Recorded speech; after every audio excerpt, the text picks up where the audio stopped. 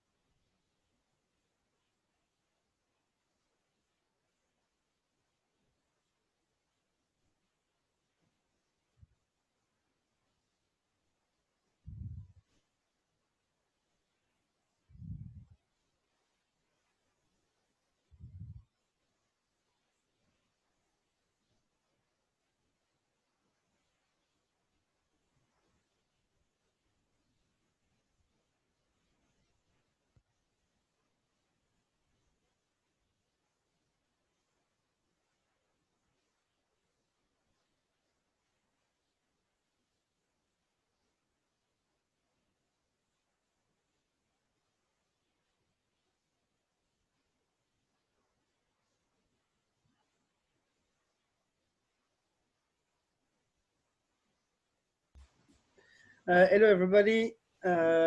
It's the last day of the masterclass, so I hope you'll enjoy till now. So let's keep on going now because we have some stuff to do. Okay, let's go on Maya, full Maya. Yes. Good morning, Alexander. Okay, so we are at this point. So we have done. Good morning. I can read it. I can read your first name, but I see that you tell me good morning, but I can just say your first first name. Okay, so okay, we are at this point. So as you can see, the character, it's just about to begin. So we can have improvement on the character, like the hairs, maybe the glass, the lenses. We can tweak the skin. Yeah, that's all we can tweak. And after that, we can have some render of the hair. And after that, we can just talk about how to get this image out of Maya with the cool settings and the good samples, etc., etc. I'm sorry, Daniel. Daniel, I'm sorry. Could you please minimize OBS because it's a small image on the screen? Of course, yes. Excuse me for that. So, like this. Yeah, perfect. Thanks. Yeah. Okay. Okay. So, excuse me for that. So, we have many works to do today. Let's go for this guy. So for this guy, I'm going to create a simple shader, a skin shader. So for the skin shader, I'm going to use exactly the same shader because it's all built in the same shader. So it's nice for that. So let's have AI standard surface like this.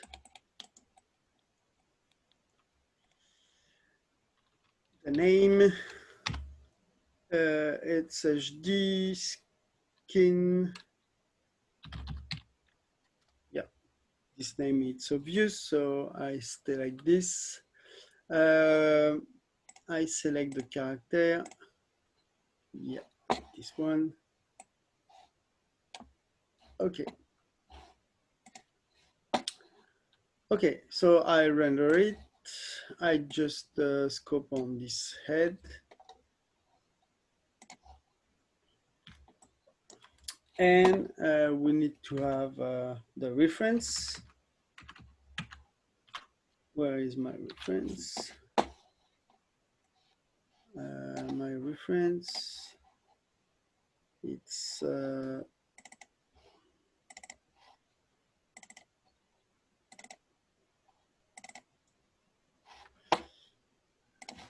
with my pure ref. If you don't know this this little software, it's very, very handy. PureRef, it's a free tool. Sorry, okay. All the software, it's going down. Okay. So PureRef, it's a small and simple software. It's a software that you can drag and drop images, and the images can stay on top of all other applications. So it's why I use it.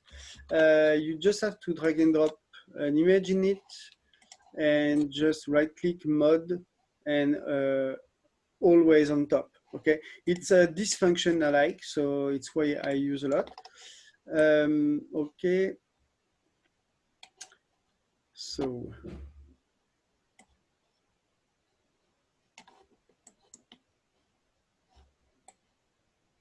okay,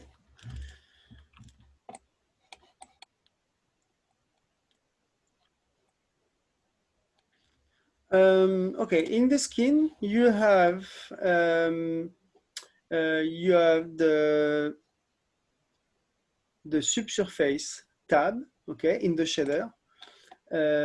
You have to know how it works, okay? So the function about the skin shader, it's when you put the weight to 1,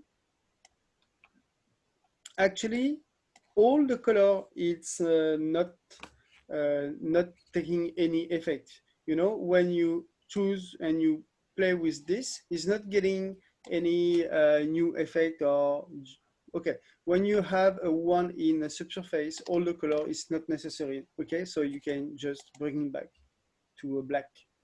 Okay, that's very important.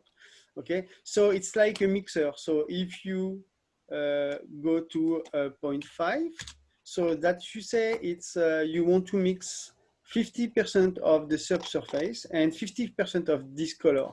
So if you do something like that, you're gonna have 50% red color and 50% of the subsurface color. Okay, so I want to have 100% of subsurface on this character. And what I want is to tweak the subsurface, because when I do that, just by default, we can see that the object, it's all the rays are passing through the objects too much. Okay, it's like more like a candle or something like that, and it's not what I want. Okay. So why is that? It's just because the subsurface scattering, it's about the size of the object. Okay, so if you go to the object, I stop the render. Okay, if you go to the object, and if I take something like measure tool, distance tool, to have a measurement of this object. So I want to measure from the top of the head and maybe the chin. Okay, you're gonna have a 23 centimeters because all Maya is in centimeters. So it's quite nice because it's about the real real measurement of a human head. And when you have that, okay, that's mean that all the lights are quite realistic. So don't forget that if you have some small object, you're gonna have lights, but the lights going to be not so realistic just because the objects are too small. Okay, if you have a character in your scene and the character is too small, it's going to be very difficult to have something realistic. So just have that in head. When you want to have something realistic, you need to have object like in the real life. So for this guy, we want to change the value of the subsurface scattering. So the scaling has to be 0.1, because 0.1, in Maya, for realistic object, it's what we want. Okay, it's like this. We have some textures of the character. So if you look to the project,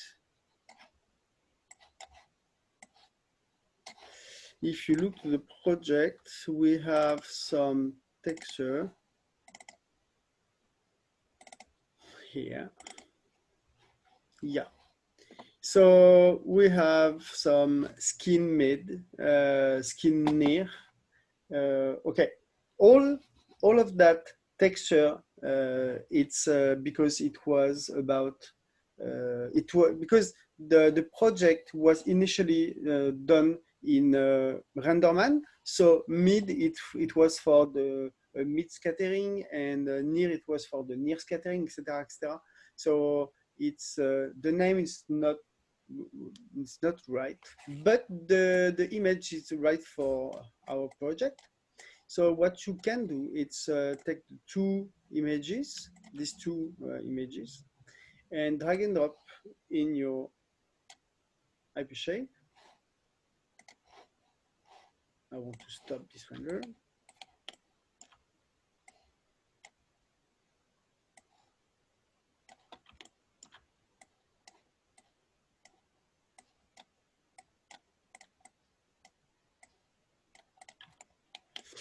Okay, so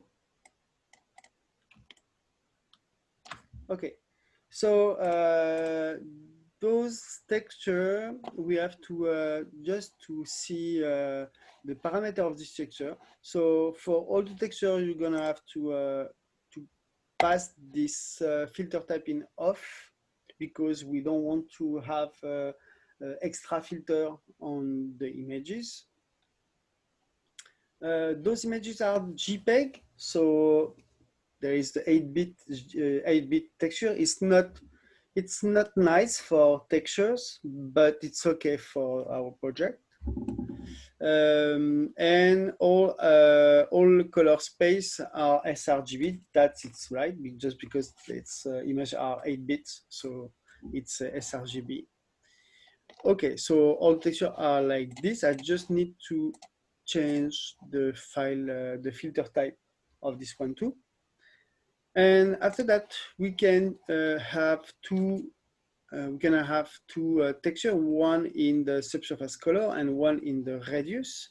So if I want to describe a bit of this construction of the shader, it's the weight, obviously, it's the weight of the subsurface scattering instead the color, okay? Subsurface color, it's where you want to put your texture of the skin, okay, the skin itself. So if you have some details on the skin, it's where you want to put the texture, okay. Radius, it's in fact the area where the subsurface scattering is coming, okay. So the more you have radius, so the more you have a white or very bright color in this, the more you have the subsurface scattering in the ears, in the skin, etc., etc. So if you are like this, you're gonna lose some part of the surface scattering. So if I can show you, if you see the ears, so you can see when I'm like this, I can see this part of the ear. It's like almost transparent. And if I get this like this, I can see anymore, okay? So it's the size of the area of the subsurface scattering. And it's you can have color in this, okay? Because you can tweak at the same time, you can tweak the area of this and the color of this. So it's why we can have a texture for that. Okay, the scale, as you can see, you need to first tweak the scale to have the good scale with the character. And the type is just some different algorithm of the subsurface scattering. So at the beginning, they just done the diffuse. Diffuse is very speedy algorithm, but it's not so accurate. Random walk, it's the normal one. It's a bit longer, but it's nice to see. And the new one, it's the random V2. I don't know the difference, but I know that it's a longer to calculate. But for our purpose today, we just need to have this second one called random walk. Okay. So let's say we have two textures. This one, it's more skinny tone, okay, and this one is more very reddish one or pink. So I think we can guess that this one is more for the subsurface scattering radius color, and this one is for the skin itself. Okay, so what I'm gonna do, it's okay. Okay, I want to, yes, I want to plug this color of the subsurface scattering of the texture. I want to plug it in the subsurface color. So the name of this texture is the near one. Okay, so the near, I want to plug it in the subsurface color, and I want to plug the mid in the subsurface radius. Okay. I got to change the specular too, because as you can see, the specular, it's very bright. So I don't want that. What I want is to change that. So in the specular tab, I want to increase the roughness. So I want to have some roughness very strong. Maybe like this. Okay, it seems to be okay. As you can see, we have this kind of light on it, so it's okay. We can see that my light behind, it's too strong, so I have to tweak this light. Okay. But for my roughness, it seems to be okay. I want to tweak a bit just to check if it's a better tweaking.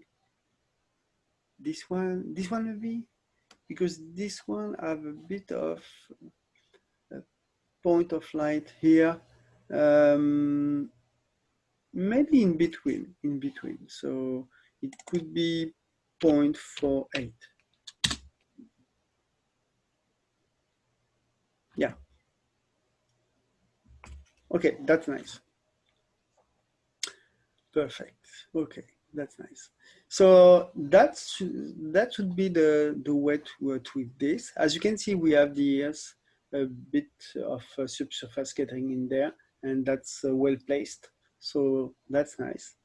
Okay, the light is too strong, obviously, so I have to tweak that. So I want to change my I want to change the tweak my intensity of my backlight. So my backlight, it's for the character back. Okay, I got 16. I want to be 15 or 14, maybe 13. 12, 11, 10. No? No, there is another one. Okay, there is another one who's doing the trick. What is, so the key character, it's the right part. Okay, so not this one. We have the fill character, maybe the fill character. So if I just do that, and I want to back character to 0. No, there is another one. Fill.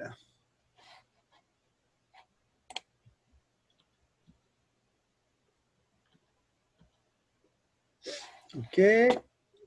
So which one is doing that? Or maybe it's the reflection. So I have to change the reflection just to be sure.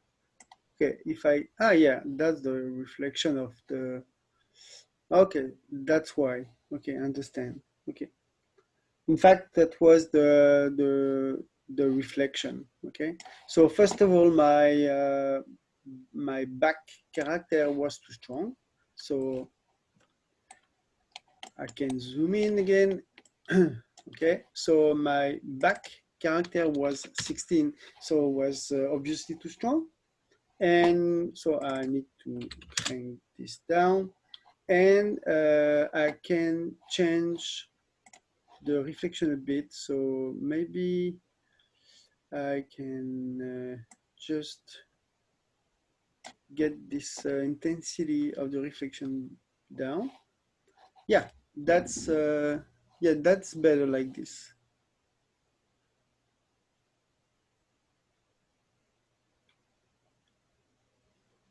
Okay. Okay.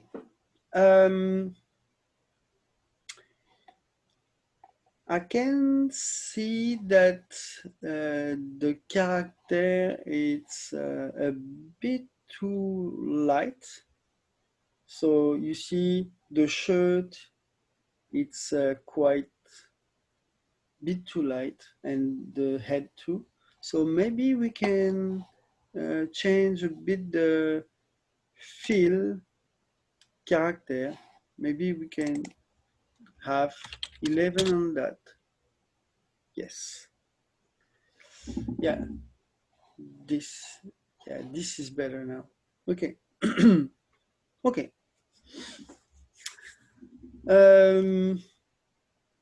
We can tweak the lenses. Yeah, the lenses, because we want to see through the lenses. So let's go. So AI standard.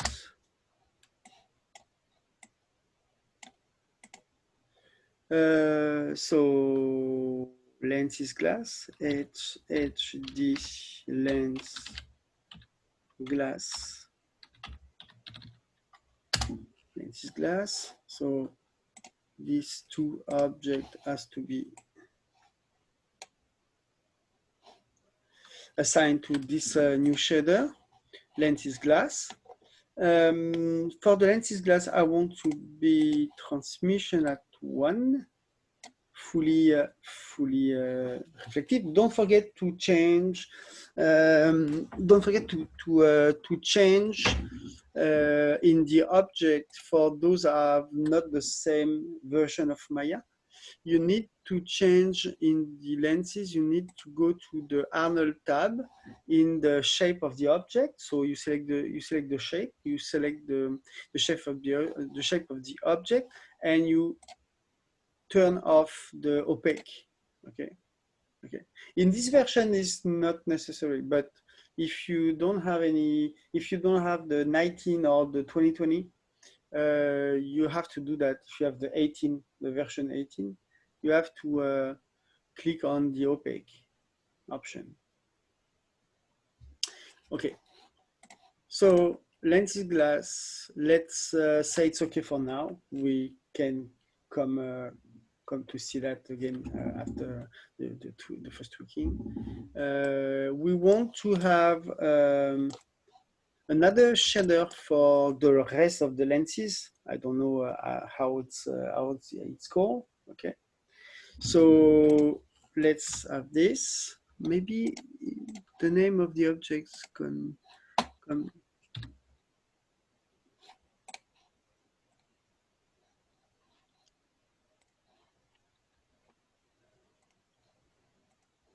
Lenses,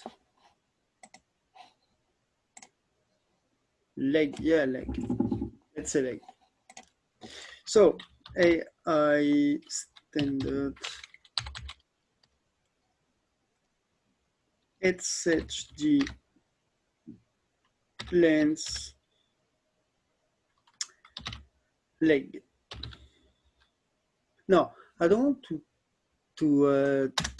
do that. I don't want to call it leg. I want to call it that the name of the material. So the material I need, it's like a chromic material. So I want to call it chrome like this. So lens chrome. Okay. Okay, so I can select now the two legs of my lenses. Ah, no, not this one. Oh, and assign all those objects.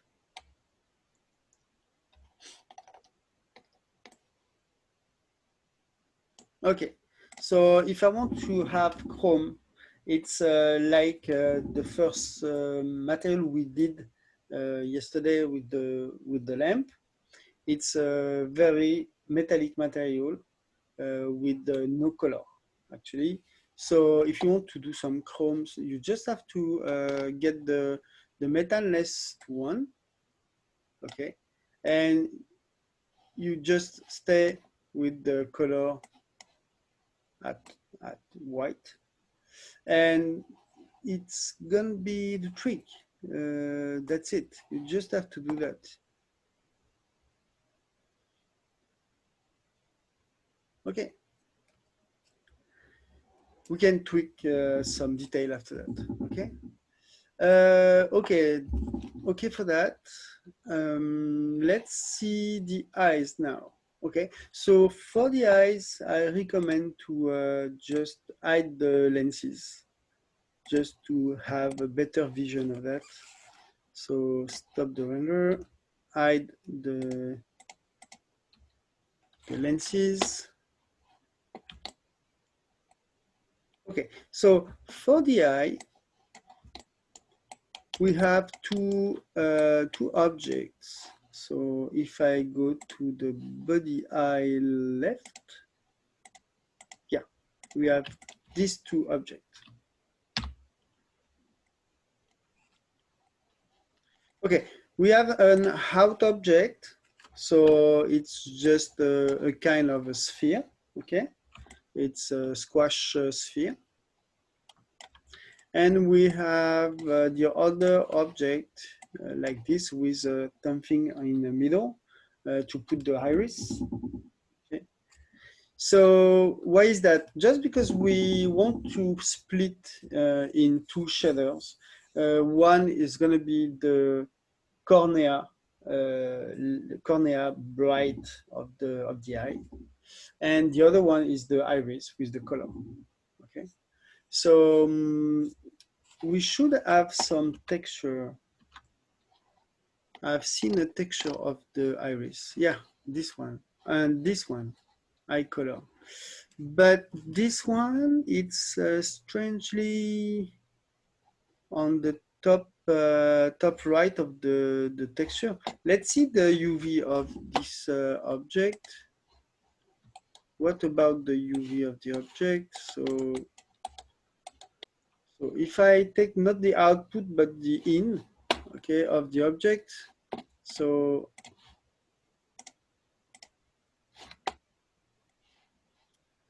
okay, so the UV, it's not corresponding to that. Let's select just to see if I select the iris. So the iris, I think the iris should be at this place, maybe like this. Okay, so I want to have my character back. So I want to do that with my character. Okay, so that is the output. So I did, and that is my iris. So if I get my iris like this, okay, yeah, it can, yeah, it could be that. Okay, so it could be that. Okay, so I need to have my iris on the center, and as you can see,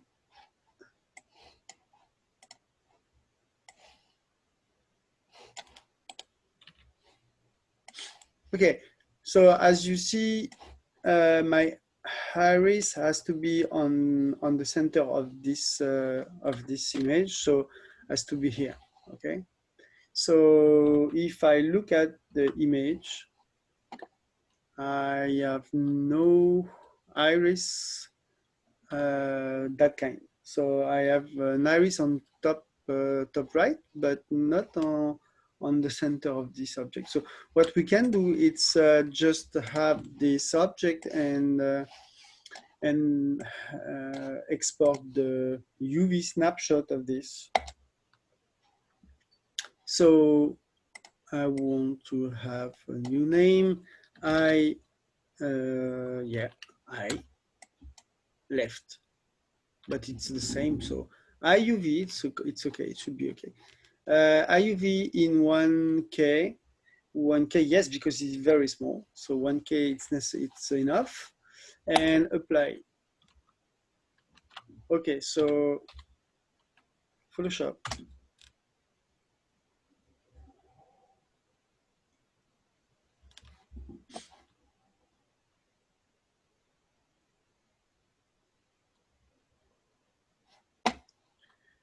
Okay, so open this.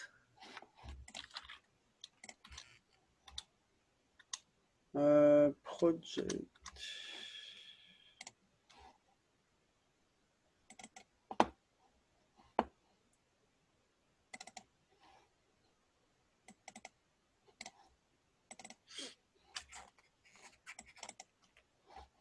So IUV.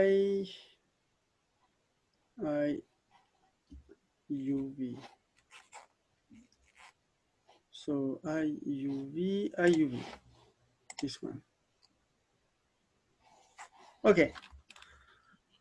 Okay. I want to open this. I want to open this map too, because it can be my iris or color, iris, eye. Okay. This one should be this one, but I don't like this one. Maybe this one and this one should be nice. This is for the bump. Is there any?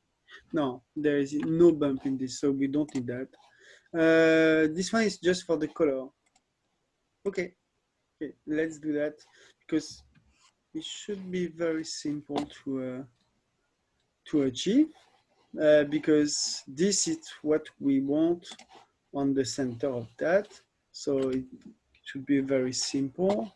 I want to have a white color too, so I just need to move this.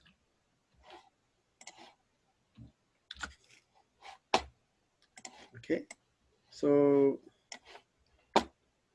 on the center.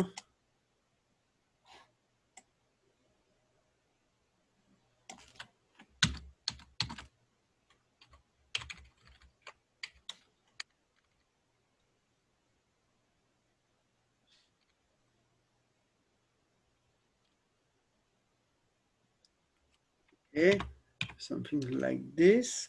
And do I have to scale it? Just because my UV, it's, I think my UV is still that, at this one. Okay, let's try to do that.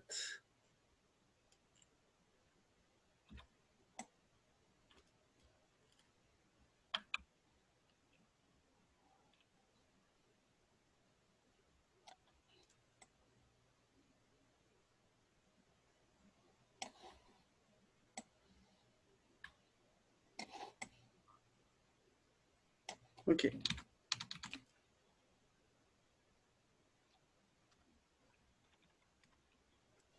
Okay, and I need to have a white on the rest of the image. So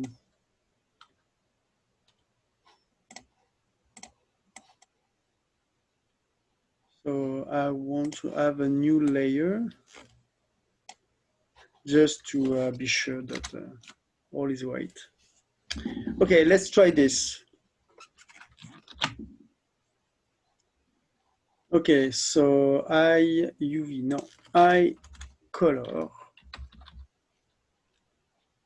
in TIFF. Do I change my mode? No. In fact, when I change my mode after, it's not going to change anything. It's just because I know that I should do that because if I really paint something, I need to be in 16-bit. But for this example, it doesn't change because you have a certain number of pixels for the gradient of the blue, for example. And if you change that, but we don't repaint, it's not changing nothing. But just because you have to know that you have to be at less that 16-bit is the less that you will to have. Okay. Yeah. Okay. So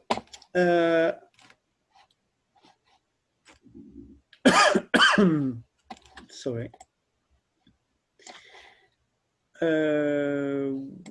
What is this? Ah, yeah, it's some. I don't want some windows like this. Okay. Okay.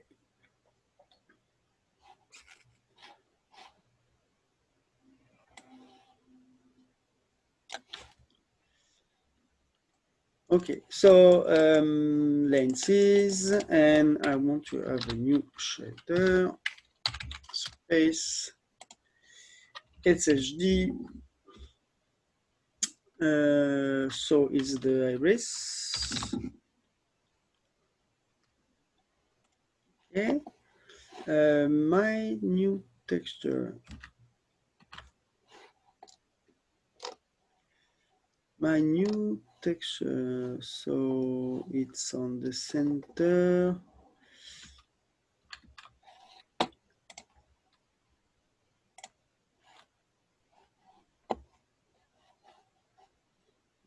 I'm not sure I've saved it, in fact. I want to check. Yeah, I haven't saved it. So I save it. Okay. So now it's okay. So yeah, I can see it. It's in the center. So I'll take this.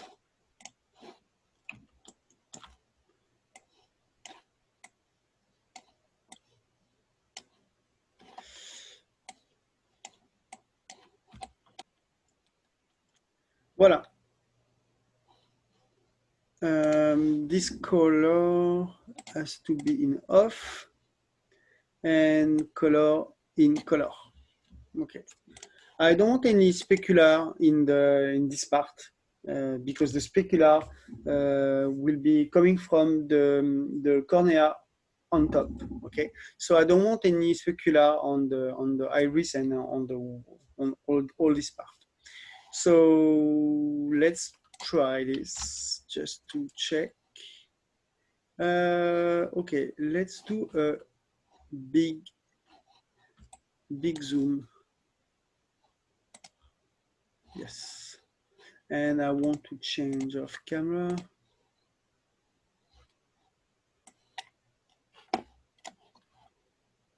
Okay, so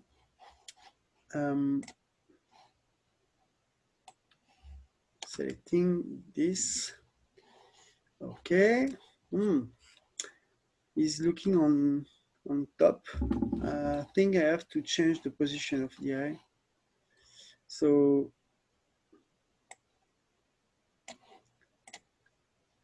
the other, okay, and I want to select the other one and assign exactly the same. Okay, it looked like strange like this. Actually, just I think the eye is looking up and it's quite strange.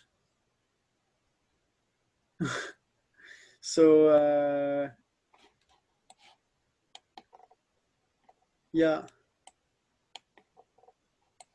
and the iris, it's too small. Okay, so the iris is too small and is looking on top, and that's quite strange. So I want to have my map. I want to have this, but I want to scale this.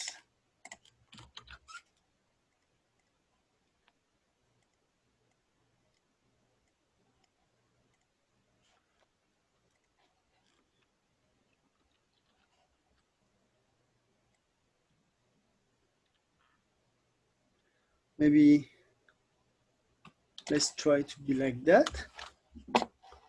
Okay.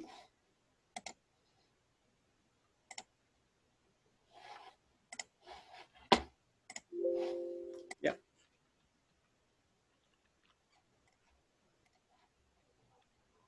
Oh.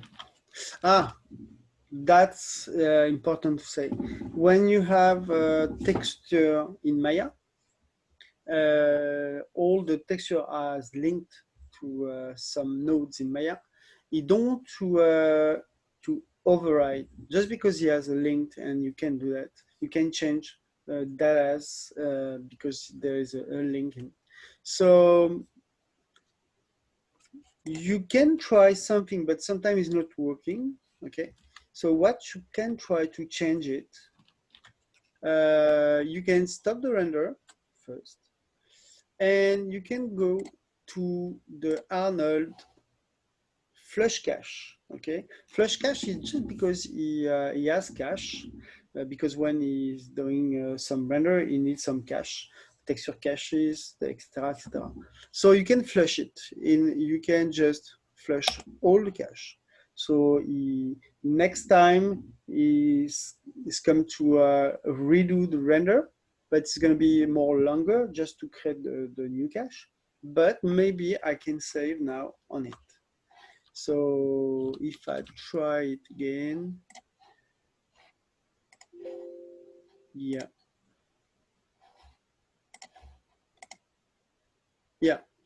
you see that he has, he had the link, but I just flush all the caches, so I can just rewrite on this. Okay, that's sometimes quite annoying, just because I would just want to change the texture, but it don't want, so I get to flush the cache. So yeah.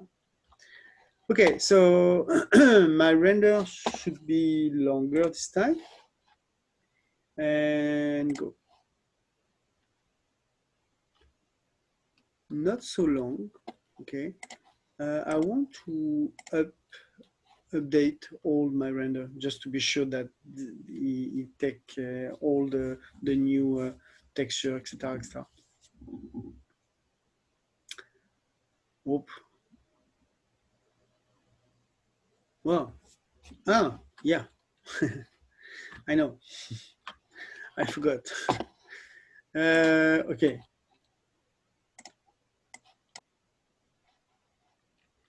So I get to stop, flush the cache,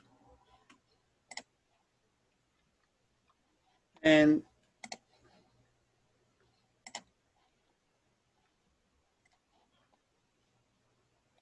save on it.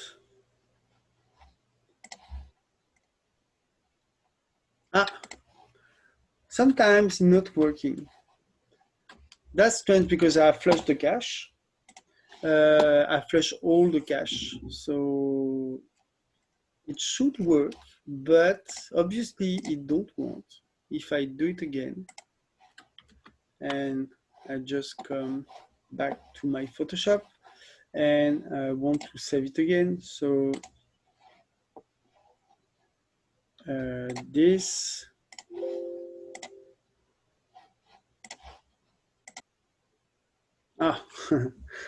See, that's very strange. Maybe he needs some time to do the flush. I don't know why. So now it should be good. So let's see if it's better like this. I need to update my full scene. Okay.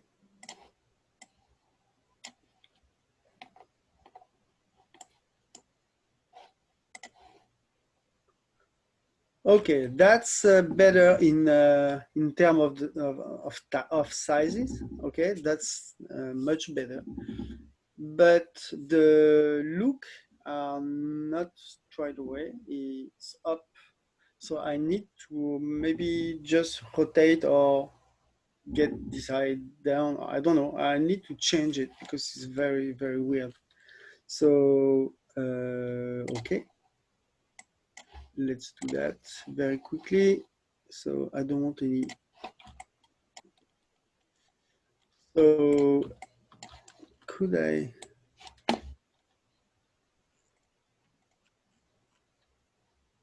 So I have these two eyes.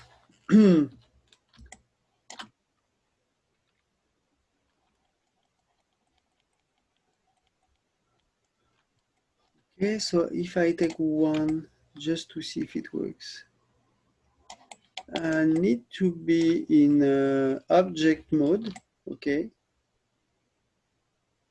Because as you can see, okay, but I need to do something like that, but it's not in the good axis, okay? So the first thing I have to do is to change my axis, okay? So to changing my axis, yeah, okay. So to change my axis, if you can remember, you have to click on this small icon. Okay, so it's the modeling toolkit.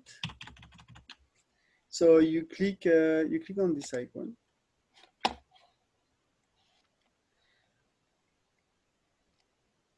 Yeah, and down on the bottom of this menu, you have the rotate settings. So you can click on edit pivot. You can move the pivot. So something like that. I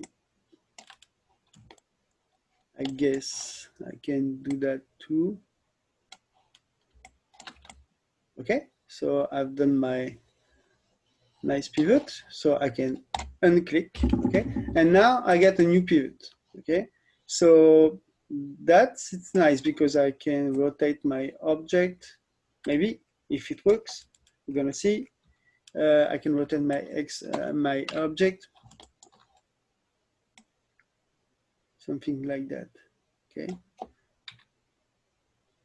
I hope it's working. Okay. So I want to do that with exactly the same rotation for the two eyes. So what I'm going to do, it's doing exactly the same thing with the axis. So I edit pivot, change my axis like this, like this.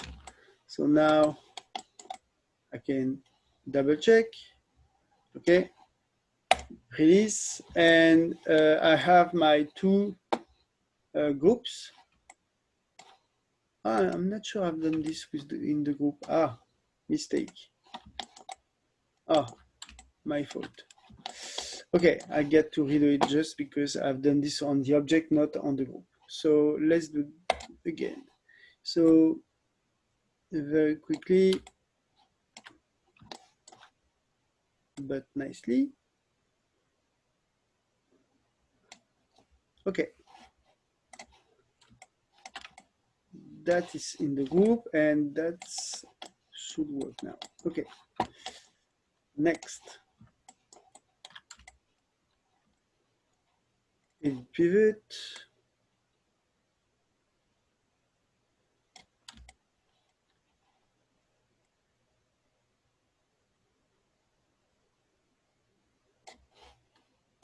Okay.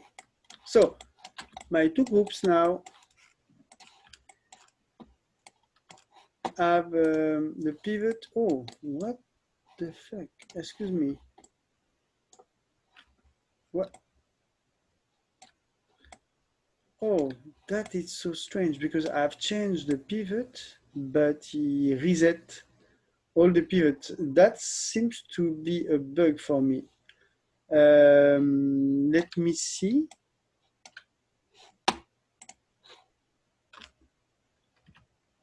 That's it's a bug to me, because when I do that, okay, I get this. Okay, so if I change, I can change the pivot stay like this. If I move, oh, it reset my pivot. Oh, okay.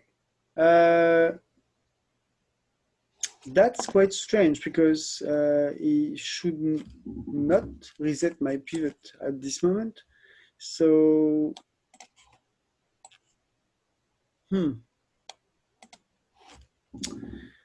okay, so okay, it's a new bug for me. So, okay, I don't know how to do that. So maybe if I stay in the custom,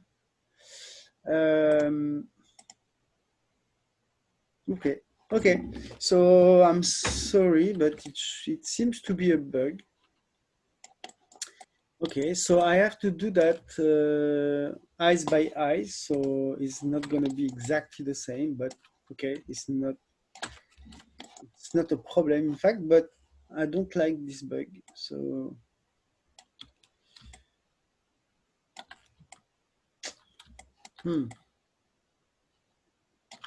okay.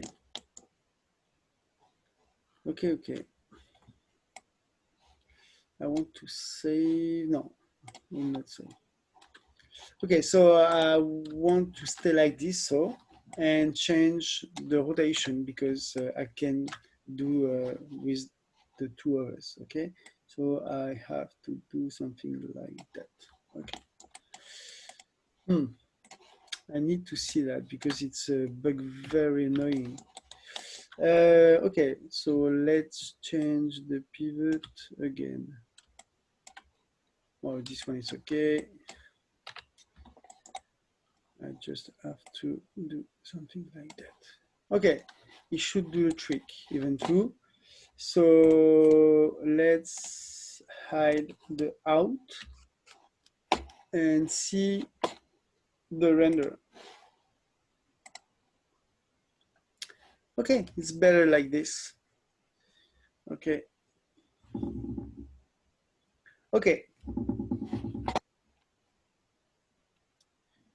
Okay, so the lens is, okay, we have now the out object. It's the cornea. So the cornea, it's has to bright a bit. Okay, so let's put on these two objects some shader, like simple shader with specular. So I have a new shader.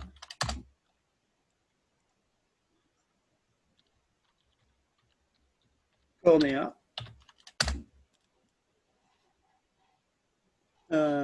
I want to select my out object. Okay, I select my out object and I right click assign. So now I get my new shader on it. I want to have specular, okay, but I want to be fully transparent. That's very important, okay. So that is fully transparent, and let's see if it works. Okay, so as you can see, there is something very strange, because now you have some black or dark part in the eye, okay? It's just because the eyes, this part of the eyes, it's almost touching the other part. So, so you have two objects, and the cornea is almost touching the iris object. So it's getting some ambient occlusion thing, some shadow things. Okay, so it's why he's doing something like that. Okay, if you don't want that, so obviously you don't want. Okay, what we can do is we can select the object and say we don't want any shadows, or we don't want some kind of stuff.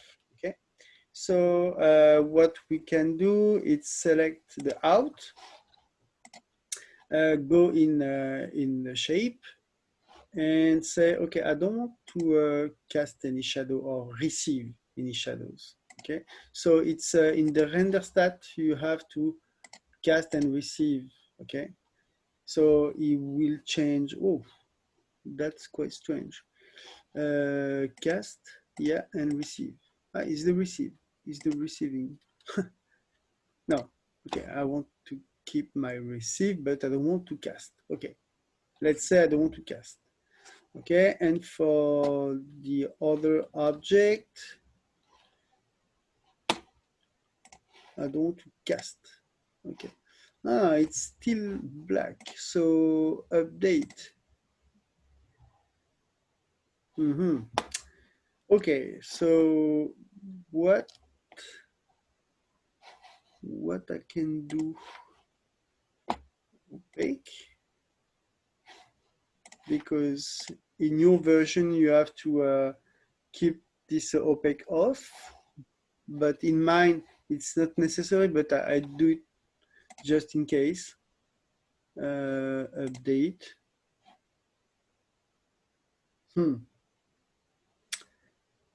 Okay. If I just get the self shadow off,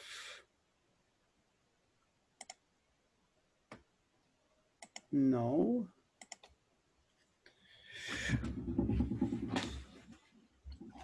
Maybe I have to just see the guy just like this. Oh yeah, maybe it makes sense or not. I don't know. I'm not sure. Okay, I can see that later. I just want to have my full image. So okay, I think there is a trouble with the double thing. I haven't seen that before, but okay. I'm gonna put some glasses lenses on this, and just to see and update the full scene. So update my full scene without any scoping region.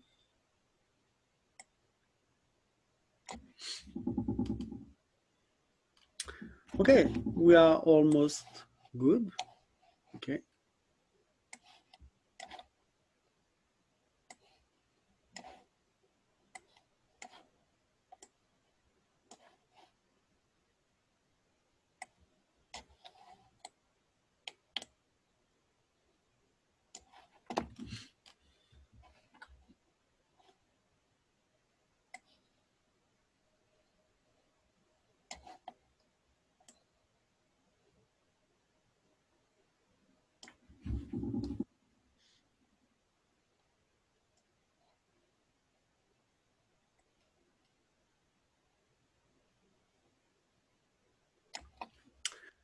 Okay, that's nice.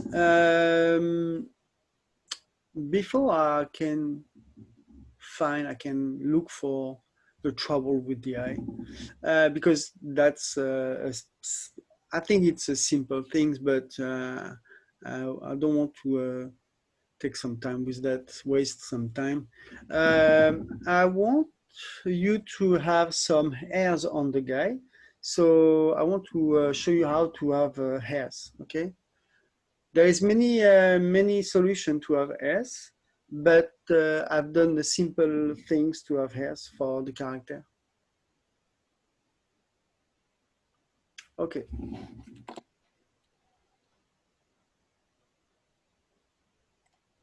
Okay, so the method for the method to have some hairs for the character was I've taken my object, my body object, so the face object. I've put my object in a ZBrush, okay, and I've painted a mask all around the head just to have the area where I want to have some hairs. I've put some fiber mesh. So fiber mesh, it's an option in ZBrush that you can just grow some hairs from the region. After that, I just export the curves. So you can export the curves from this fiber mesh. So you just have to export and MA. MA is for Maya ASCII. It's a Maya format. So I've got some curves, okay? So you can find those curves in the project I just bring to you in the scene. So if don't forget to save your scene first, just because it's sometimes it's bug.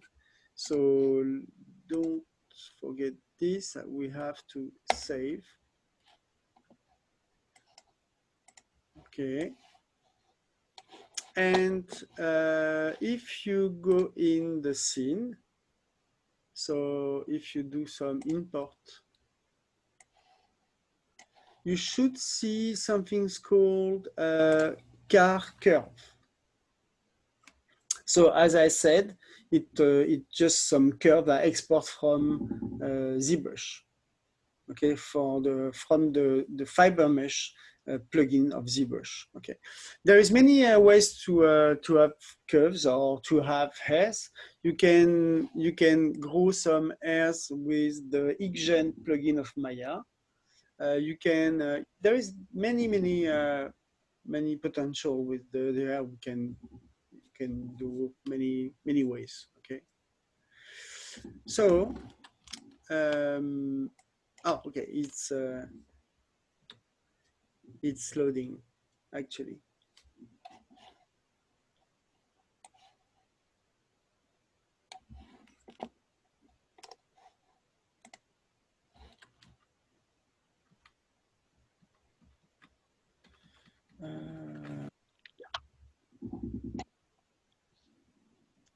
Okay, it's loading again. Maybe it's too big. Maybe I've done too much of air. Sometimes bug, but I think you would load my scene because there is about 2,000 curves to do the hairs, but in fact we don't need as much of it. So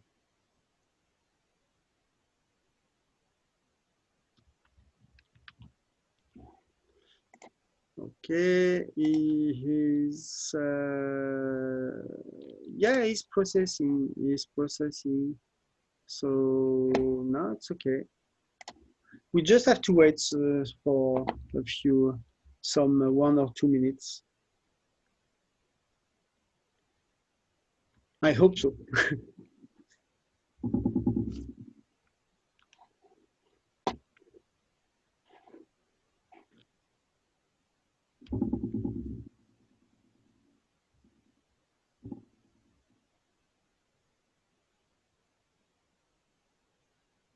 Okay, if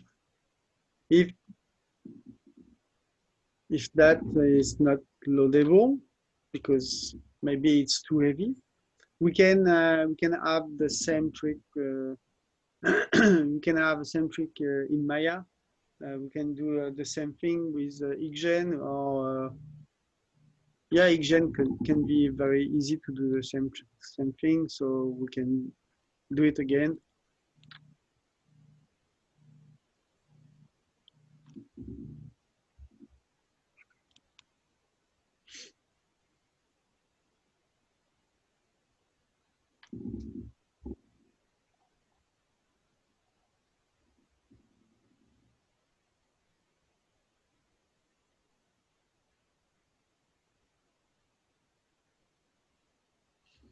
Okay. Okay, so I need to do that again in Maya. So maybe it's can interesting you. Oh, finally, finally, you get some curves, and that's okay. That's the curves. Okay, so I'm not sure that you will load this package of curve because as I say, it's maybe it's too much. So if you cannot load that curve, you can create with Xgen very easily, but maybe you don't know. So, but now I get my curve. So maybe, I don't know if you want that I show you how to create that with Xgen or not. It was not in my program at first time, but we can see that if you want to, or if you want to, I can just follow the course and just show you how to have some shaders with the hair. Just the four of you who are always responding to me, maybe you can just decide if you want to see that, or we just can just follow the course as is it. So just tell me.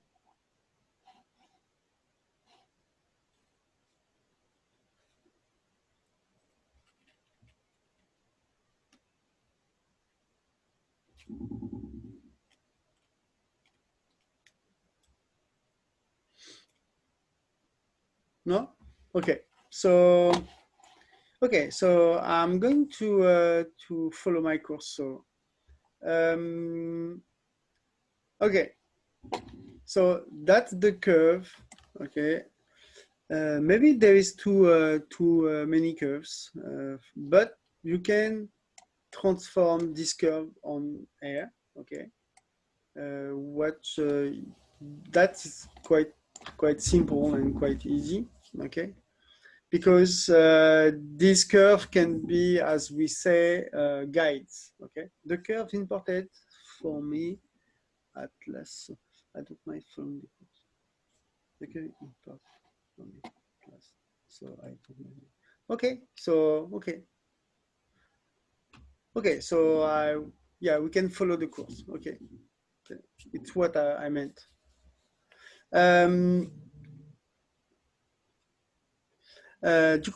Okay, so there is many curves as I said. Okay, but we can have this curve to have some hair on it. Okay, so what we can do, we can select the curve.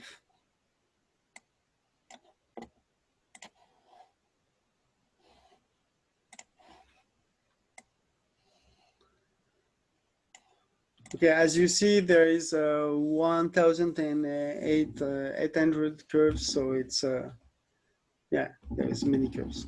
Okay, so we can select the curves and have some hairs on it. So how to do that? So in modeling, in a roll-up menu, you can go in the FX tab, and in the FX tab, you can say NR.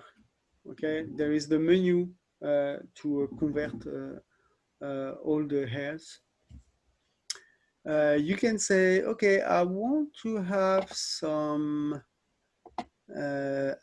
paint effect air brush to air. Okay, it's just say, okay, give me some airs for each curve. Oh, sorry. Before that, you just have to say to it that it's air system. So before that, you just have to say, okay, give me an air system. So you assign air system here first. So it's going to compute.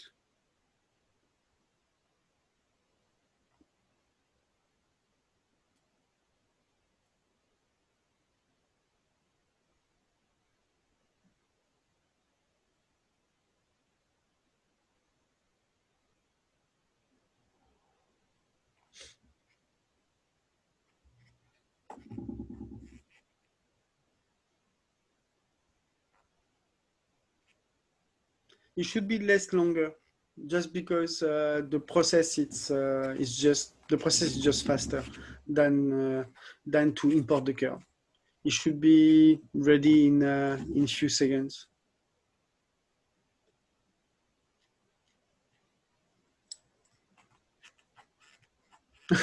Yes. Yes, it's quite important to save your scene before get this process. Yeah, okay, I'm on it. So now all my curves have follicles on it. So that it means that actually I can have some dynamic hairs if I want, okay? Because the system is handling the fixed hair and the dynamic hair. So if you, by default, if you go to have a new hair system like I did, so now by default, these hair are dynamics, okay? So we don't want that, but you have to know that. So now for each curves, we have a follicle, and inside there is the curve, okay? Okay, and the hair system. The hair system is the thing to create the hair for rendering, okay? So we have a last step to create hairs. I don't know if you are ready, just because maybe you are waiting for the follicles. So it could be a long. But okay, you're ready. Okay. Okay. So okay, you are waiting. Yeah. Yeah. Yeah. I know it's a big. It's a big process. So even else. Yeah. Yeah.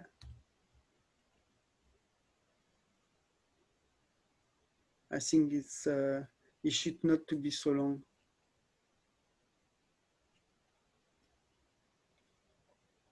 But after that, you just have to select the air system nodes. Okay, it's I can just follow just because it's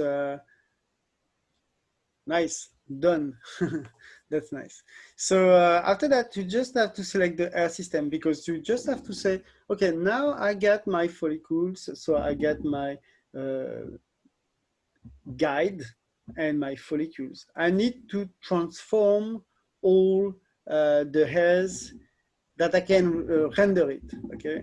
So to do that, I just have to select my hair system and go in NR and say, okay, assign hair effect brush to hair, okay?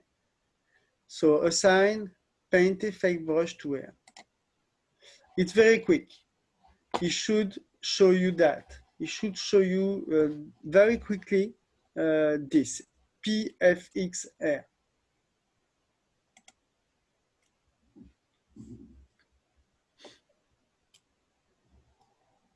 Do you get this?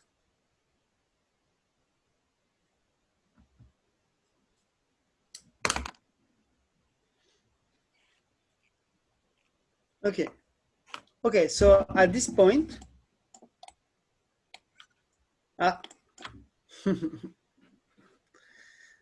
okay. Sorry for that.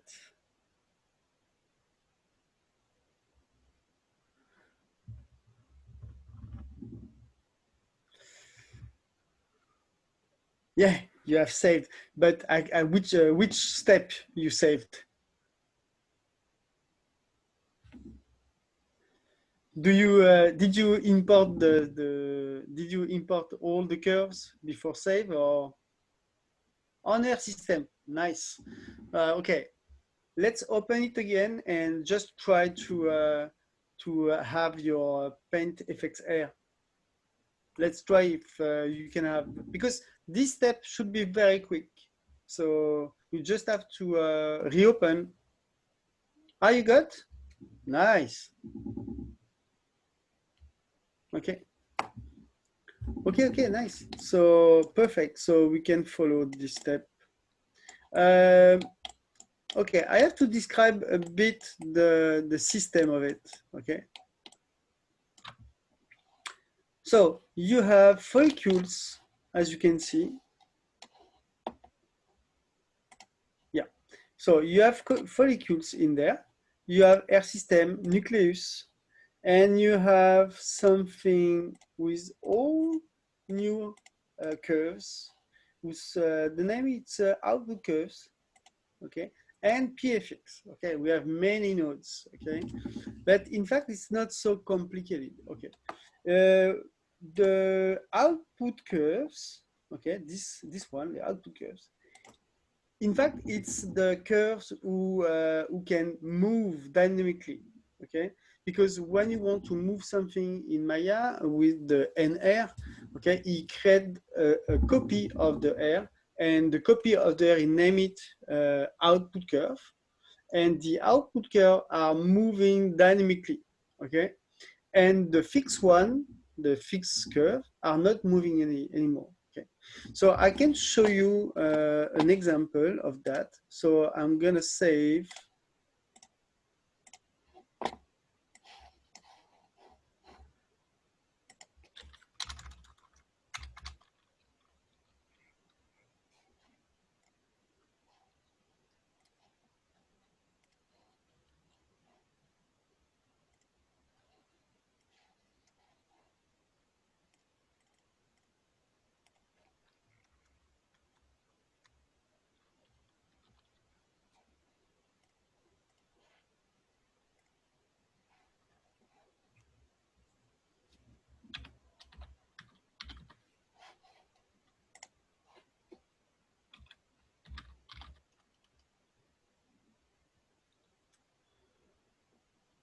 I'm going to open a new Maya just to show you how it works.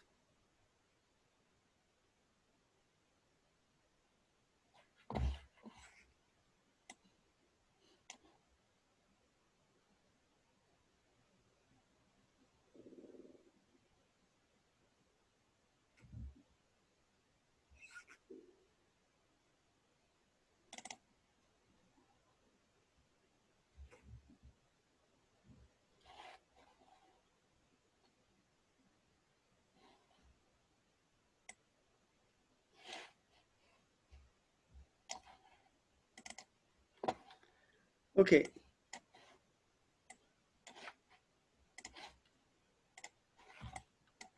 So by default, when you have a curve, so I'm going to make a curve. Maybe I can just have a curve like this.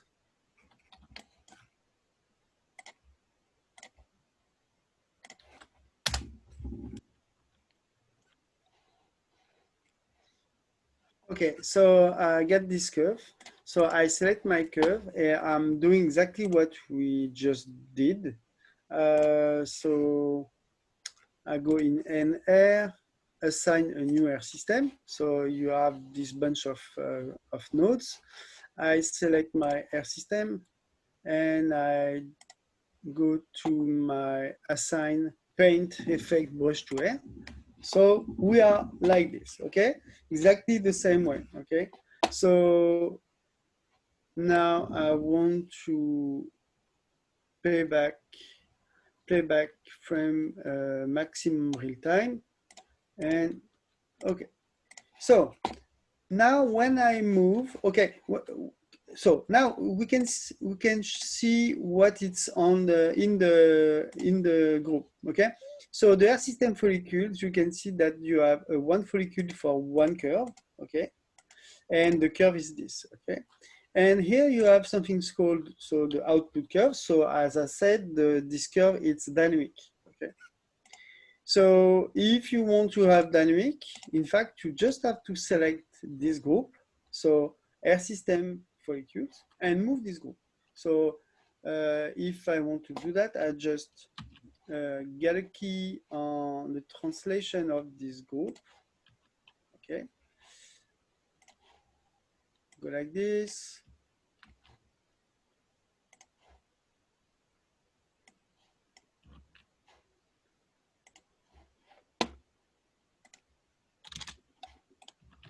Okay, so Okay, so as you can see, my curve is not moving. Okay, so this one, this curve, okay, it's not bouncing, it's just moving as I keyframed it. Okay, okay, but this one, the output curve, is the one who is moving. Okay, so is the one who is at the hairs. As you can see, the PFX is attached to this output curve. Okay, so okay, so after that you have some tweaking. So when you go in the air system, you have the clump and air shape. So that it's for how many hairs do you have in one single curve. So 30, for example. You have segments, so you can have segments to have a smooth thing, okay, to have a smooth effect. So if you are to 0, you can see that all the hairs have only, you can see the points, okay. And if you do some sub segment, you can say, okay, I want to smooth it out like this.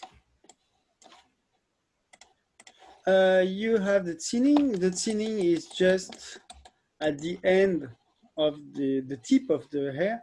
You can say, okay, I want that to be cut a bit, okay, randomly. Okay, you can twist with, it's for twisting, bend, clump. Clump width, it's the size of the initial clump at the beginning. And this, where is that? Okay.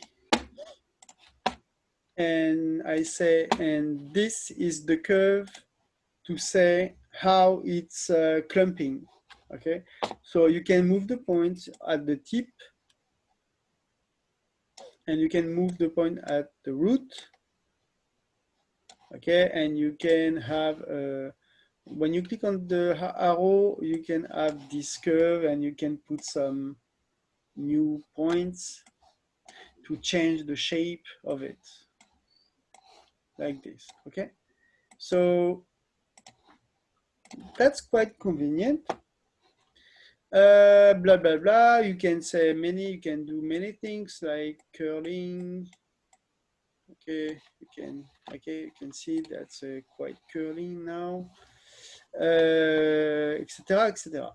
And you have dynamic properties. Dynamic properties, it's only for dynamics. So you can say, okay, it's quite resistant to the stretchiness. So I want to be very resistant because the air is not stretched. It cannot stretch. You have many things like that, and you have dynamic things. So dynamic forces, like the weight of each airs, like the wind, the resistance of the wind. It's called the drag, etc., etc. So if you want to have something very realistic, you need to know some values like this one. You have to put this one, this one, this one, and this one.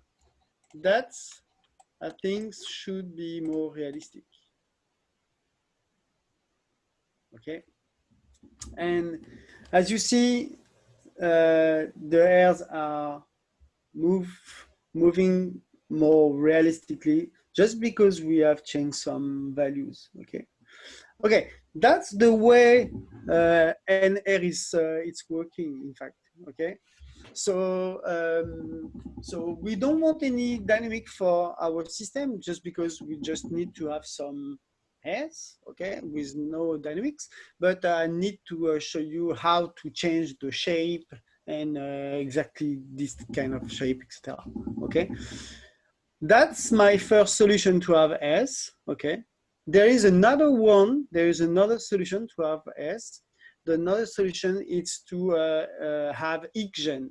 Okay, ICGen can have hairs too. Okay, so we can see that after the break. Okay, so let's have 15 minutes break, and we just come back. So let's say 11:45, as always. 45. Okay.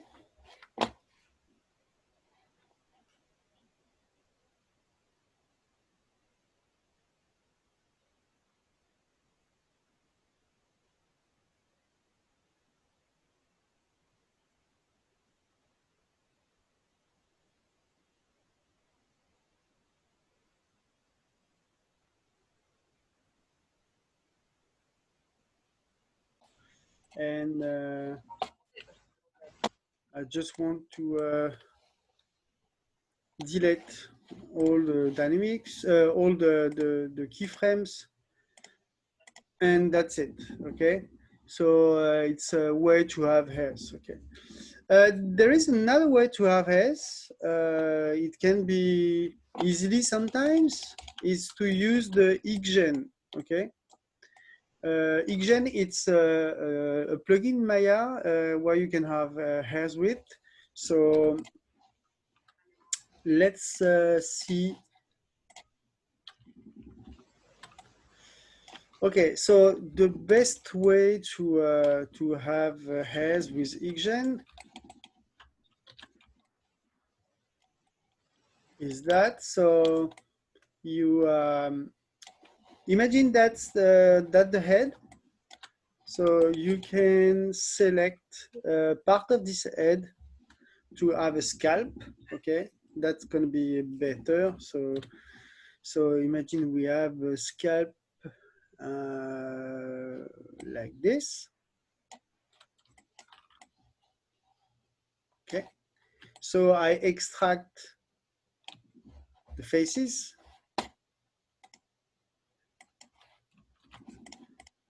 Okay, so I have two objects. Okay.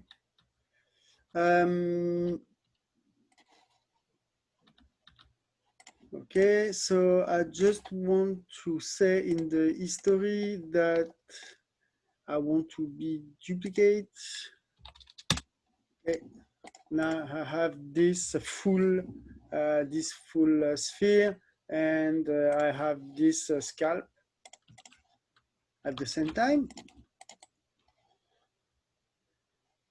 Okay, so that's it. On this scalp, you can say, okay, I want some hairs. Okay, so the best way is to change your interface for that. So you can pass your interface in the XGen or interactive roof XGen. I prefer this one, so XGen. Okay. Okay, so up.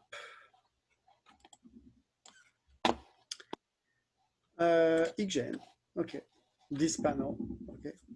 So in this panel, you can create a description. It's the name of the XGen. You need to have a description. So create a new description. And you have many options. So the name of the description, it's my character. So my character, the character S, well, maybe no, it's my S. You have a collection, so my collection is for my character. The collection is the big group on top, and the description it's the small group under that to have a different from the beard, the hair, the eyelashes, etc., etc. So that's the description, and the collection it's the character mainly. After that, you can change many of that, but I'm always placing and shaping my guides as I want. So I take this. So okay, So you can create. So by default, you have no hairs. Okay, by default is that I have no hairs, but you can have guides. Okay, so you can create guides or you can import guides. Okay, it's what exactly as you want. Okay, so if you want to create guides, you have some icons like this. Okay, so you can have some guides like this one. This one it's add guides. So if you click this one, you can add guides. You just click. Okay, see that? So it's a guide. Okay, so if you want that, you can have guides. Okay, and when you have guides, so let's say I want to have this for guides. Okay, here you have when you click, it will show you the hairs who is coming from the guides. Okay, so when you click on that, it update and it show you the hairs. So you just have to tell that you need maybe more density. Okay, you go down, you go down. You can change the number of the point in each guides. You can obviously you can have longer guides, not guides but hair. That's the difference in between the guides and the hair. So okay, let's say it's 1 by default. You can have a taper. So because this it's the difference in between the root and the tip. So if you play with this, you play with this difference, and you can change by default. You can change the width. So you can say it's too big, so I can have maybe something like that. Okay. Okay. Blah blah blah. Region. Okay. We don't have time to see all of that, but okay, that's quite what you have to know about it. Okay. There is many parameters, so I don't want to show you all. I just want to say, okay, you can do like this. Okay, but after that, it's very interesting to do one thing. It's in fact you can modify your guides. Okay, you have some as we can say brushes. Okay, not brushes but tools, obviously, and you can play with these tools to change the shape of your guides. So I need to see my UI interface to see the shelf actually, because in the shelf I get the tool. Okay, so I need this tool, this grabbing tool, because with this tool I can play with this tool. Okay, so as you can see, I can move like that, and when I render it, it will change the orientation of each of the guide.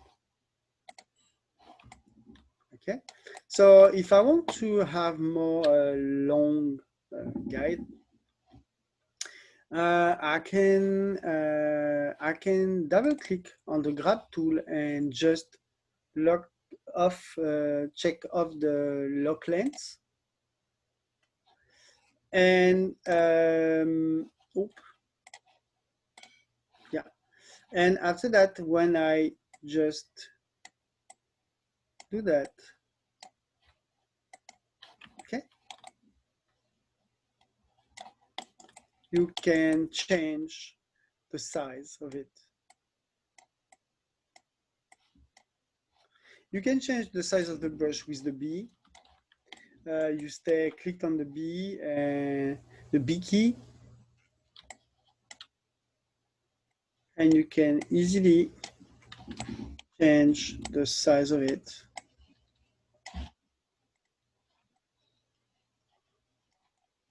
For each, okay? So you can select with the simple Q key, you know, with the selection tool, you can select the guide you want, and you click on the grab, and you can do that.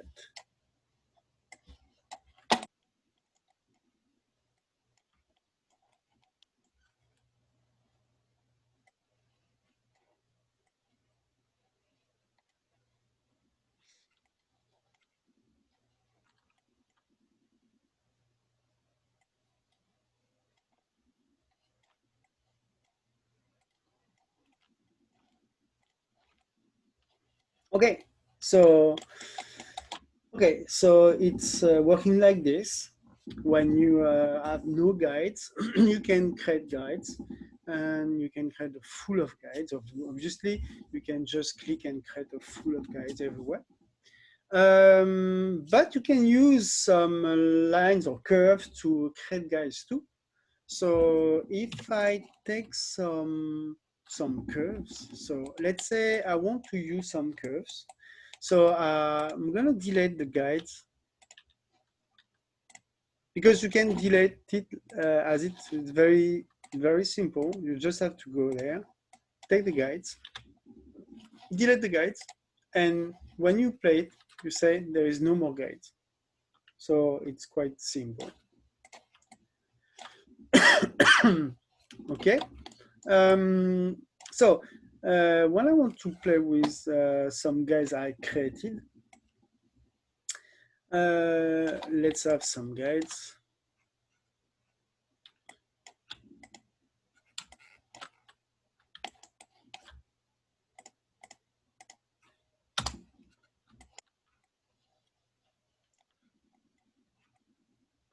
Okay. And I want to take my first point and modify center pivot. So now I get my pivot on this selection. So I can just create, duplicate this simple guide. Okay, so I got some. Okay, it's just to show you when you have guides. Okay, so when you have curves like this,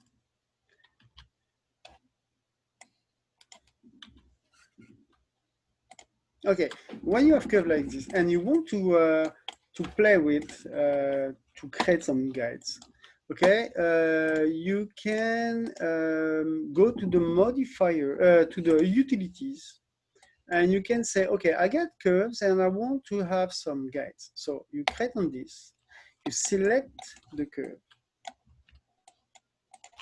and you add guide. Okay, so now this is no more curves, it's guides actually. So you can do that and have some heads.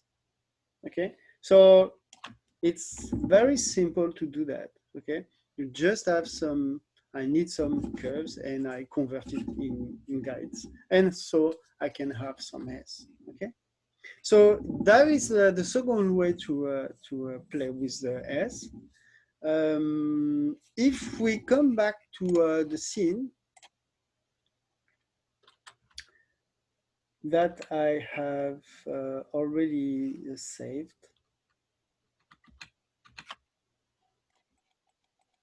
okay. I want to save it again just to be sure. Oh, no, it's okay, it's saved. Okay, so what I can do, because my curve is already in the scene, okay, so what I can do is I can just delete all those things.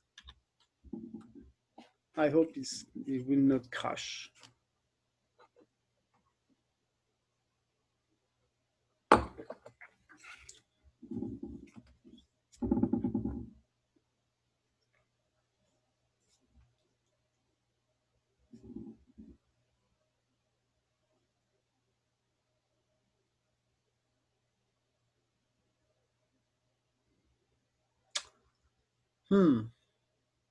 Maybe it will crash.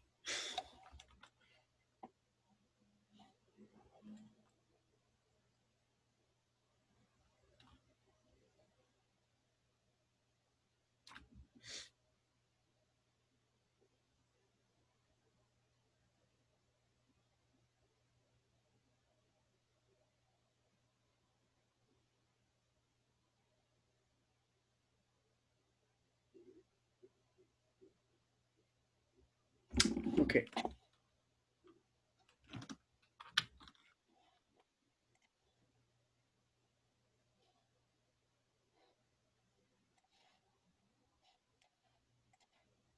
Ah, yeah. Okay. It's not crashing. Okay, that's nice. Okay, so I get my curves. Okay, so it's now a simple curve just because I delete all about dynamics and air. Just the name is not the name I want. Curves. Okay, so these are some many curves. Okay, so what I can do, it's just for test. Okay, just for a simple test. What I can do, it's select my object and go in XGen.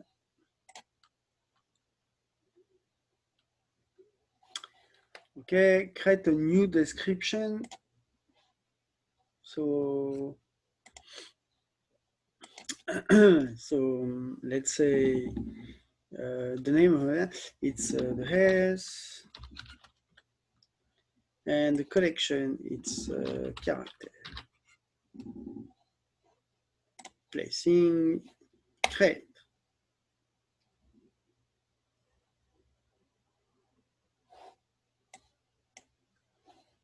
Okay, so my object is ready to have some hairs on it. So I go in the utilities, I select my curve to guides, I select the curves. So select the curves and add guides.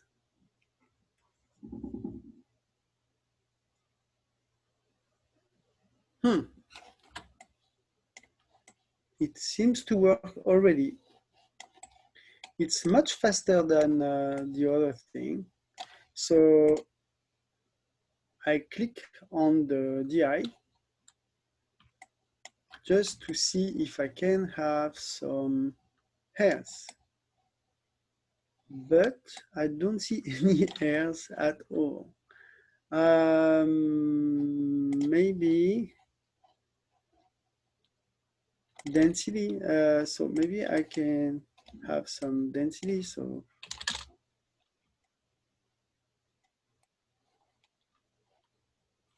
no, it's in preview mode.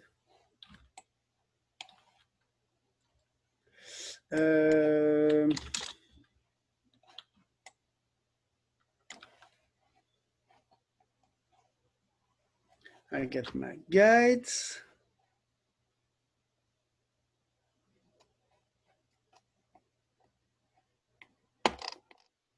It was so easy.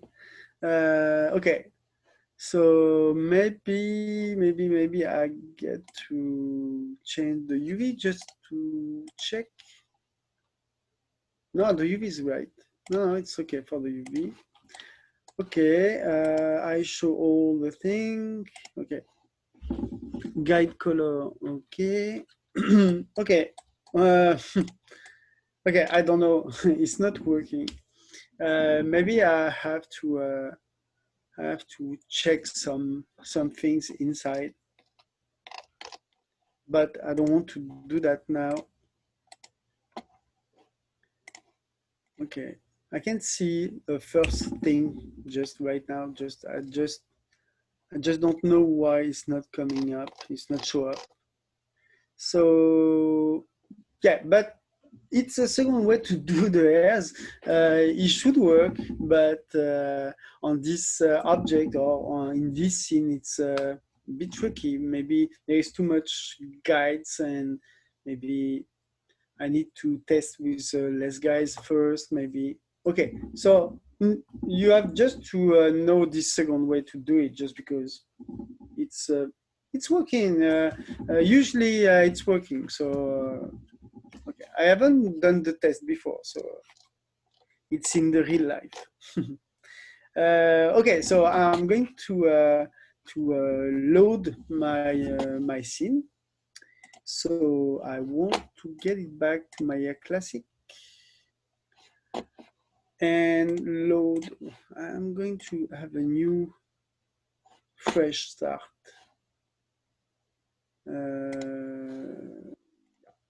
And I want to open up my scene as.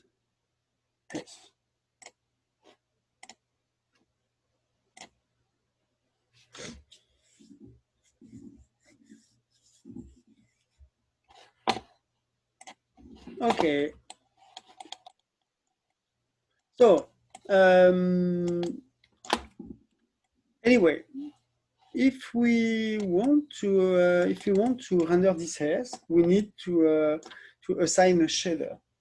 But it's not a simple shader because it's not the simple way to do that. We cannot just select and have a shader. Maybe this new version can do it, but sometimes it's not working. Okay, so we have to do some things. Okay, so to have a shader on this, so I need to have my hypershade.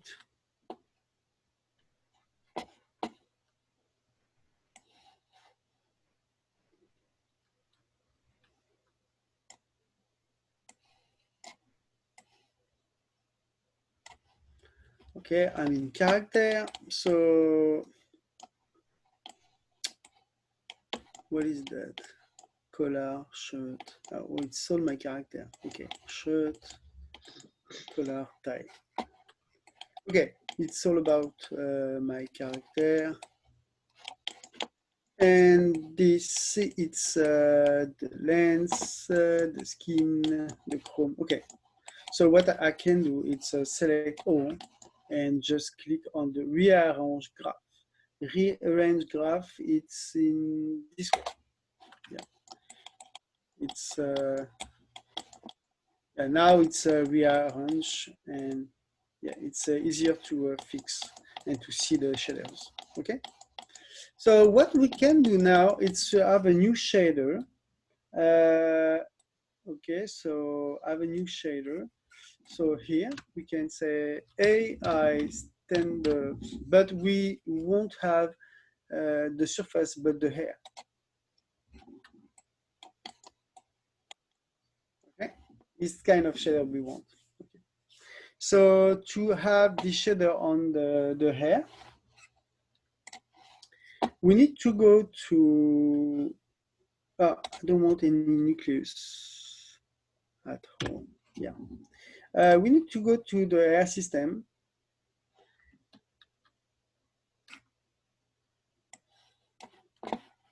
Yeah, in the hair system. Where is my, that is my channel. I don't want this. I don't want that. I just want these two panels. Okay. Yeah. So, yeah, you click on the hair system. You have to be in the hair system shape. And in Arnold, you can get down bottom of this panel, and you see there is a hair shader here. Okay.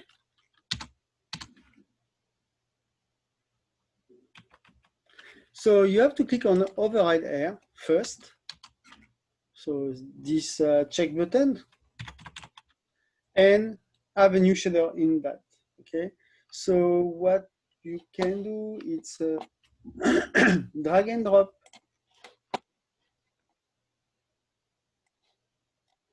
You can drag and drop with the middle mouse button. You can drag and drop on the hair shader name, not in the black part, but directly on the name. Okay. So let's see if it works.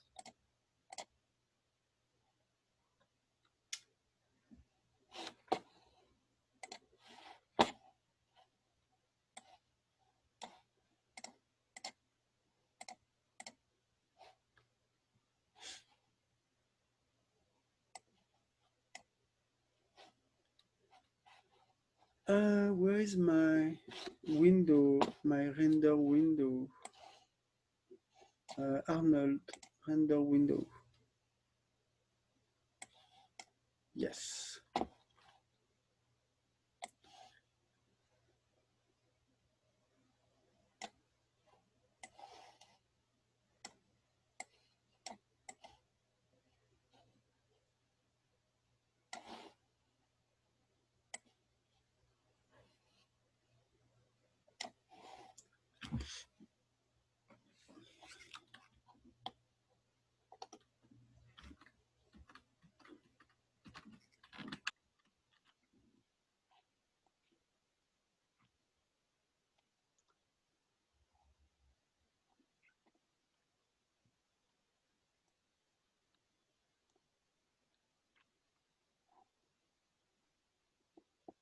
Okay, so the hairs are black. That's okay, I think. The shader by default is black, if I can remember. So we can test it. Obviously, in the shader you have this. It's a different shader from the AI standard. It's not exactly the same. It's feels like realistic shader. So if you want to play with this shader, you have to know how it works. So the melanin, it's the tint of the hair. So one in melanin, it seems to say the light is not, the light cannot coming through the hairs. So it's black because you have no ability of passing through the hair. But when you push the melanin down, you say, okay, it is possible for the light to passing through. So when you get this very low, it's get to be blonde, okay? Just because the blonde hairs have the ability to let the light passing through the hairs more than the black hairs, okay? It's why it's blonde. So if you play with this, you should see the lights coming back through the air. So you can see this light at this area, and when you are black, you cannot see that, just because the air it's not be able to accept ray passing through the air. Okay, so that's the way the shader is working. So if we are looking the air it's black, just black. Okay, maybe a bit of blurriness, or I don't know, but it's black. Okay, mainly it's black. So we can stay as black. We have, in fact, the color, the base color, it's not it's not changing nothing, because it just changing when you get this melanin down. Okay, because when you get this melanin down, you say, okay, it's taking more of that color because it let rays passing through the air. So if you take the melanin to 0, at this time you have the color is coming up. So for my case, it will be black, so I don't use any colors.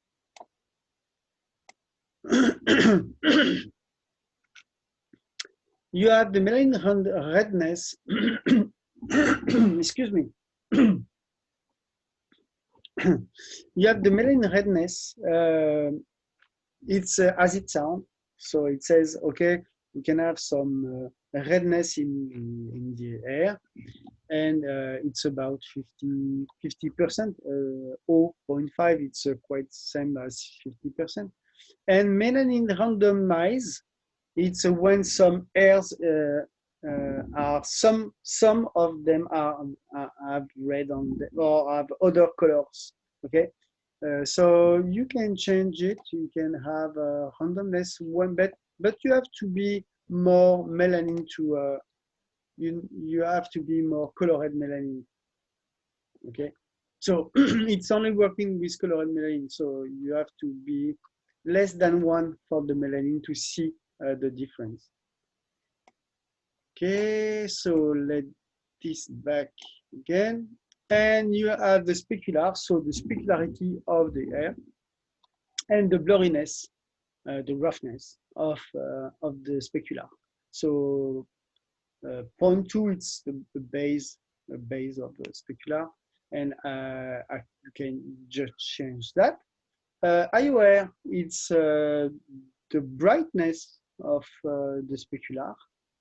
It just, you can just be able to increase the brightness or decrease the brightness. In this case, we can see nothing about that, but it does that.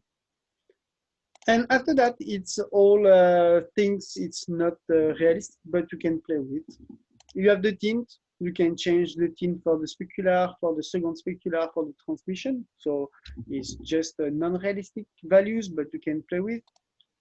You have the diffuse again, so you can add the diffuse on top.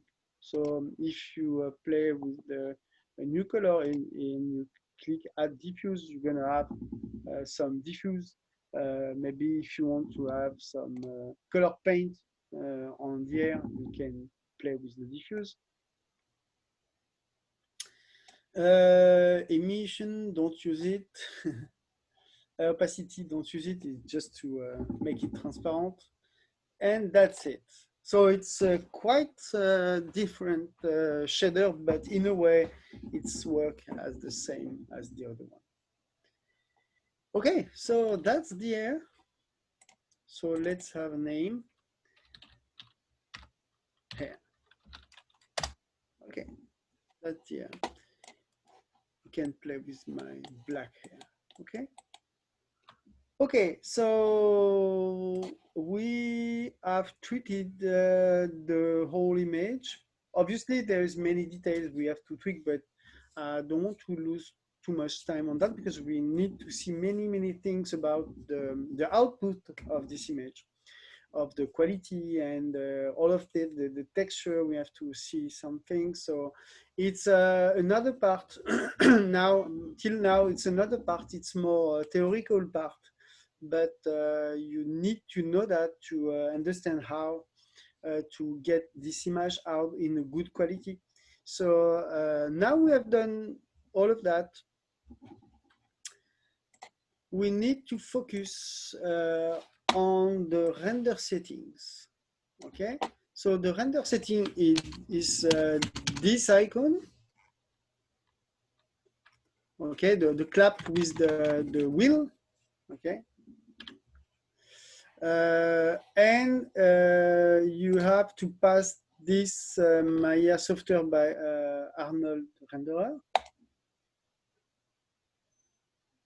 like this. And let's see what we can say about this. Okay. Okay, so okay, so by default, this is the render setting by default. Okay, so I haven't changed nothing about that.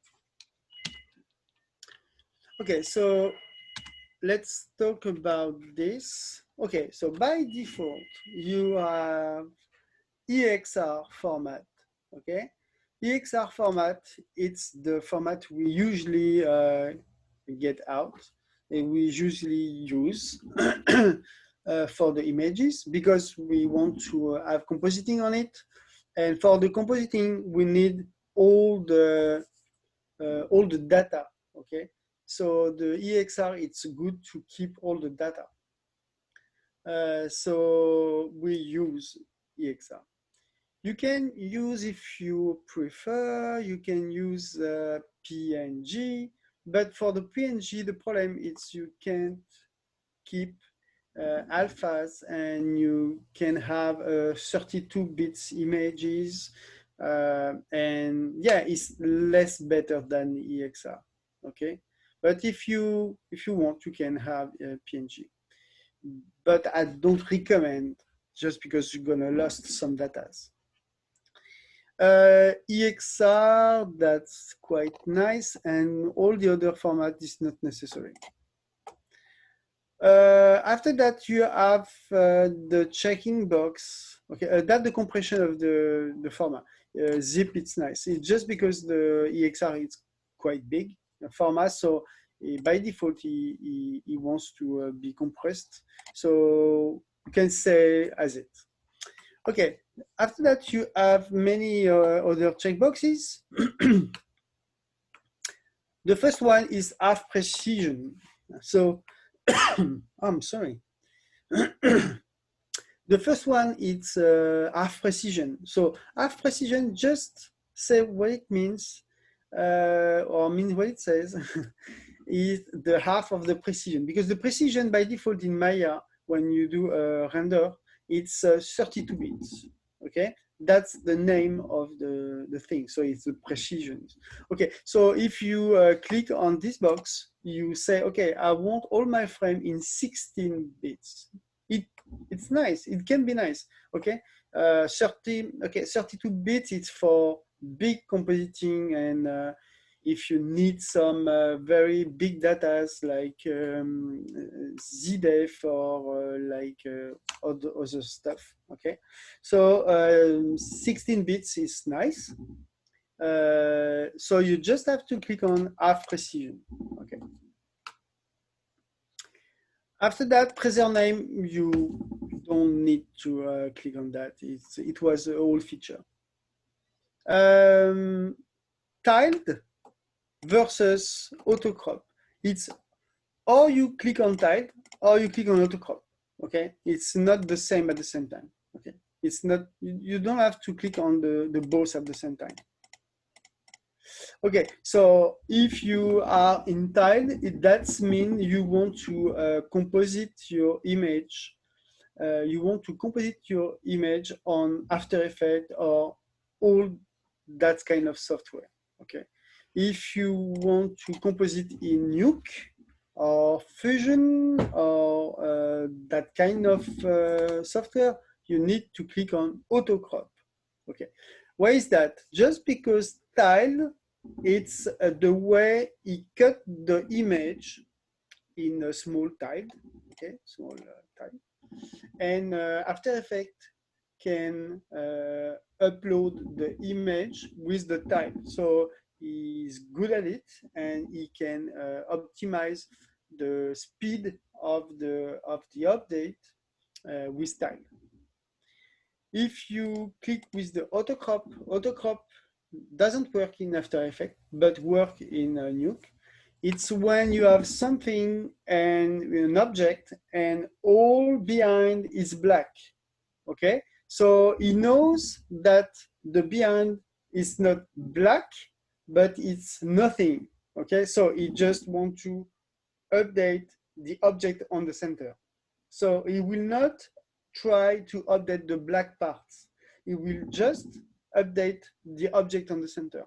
It's why the autocrop is very useful when you use Nuke or Fusion, okay? So when you want to do that, you just have to choose. I am using After Effects, or I am using Fusion or Nuke.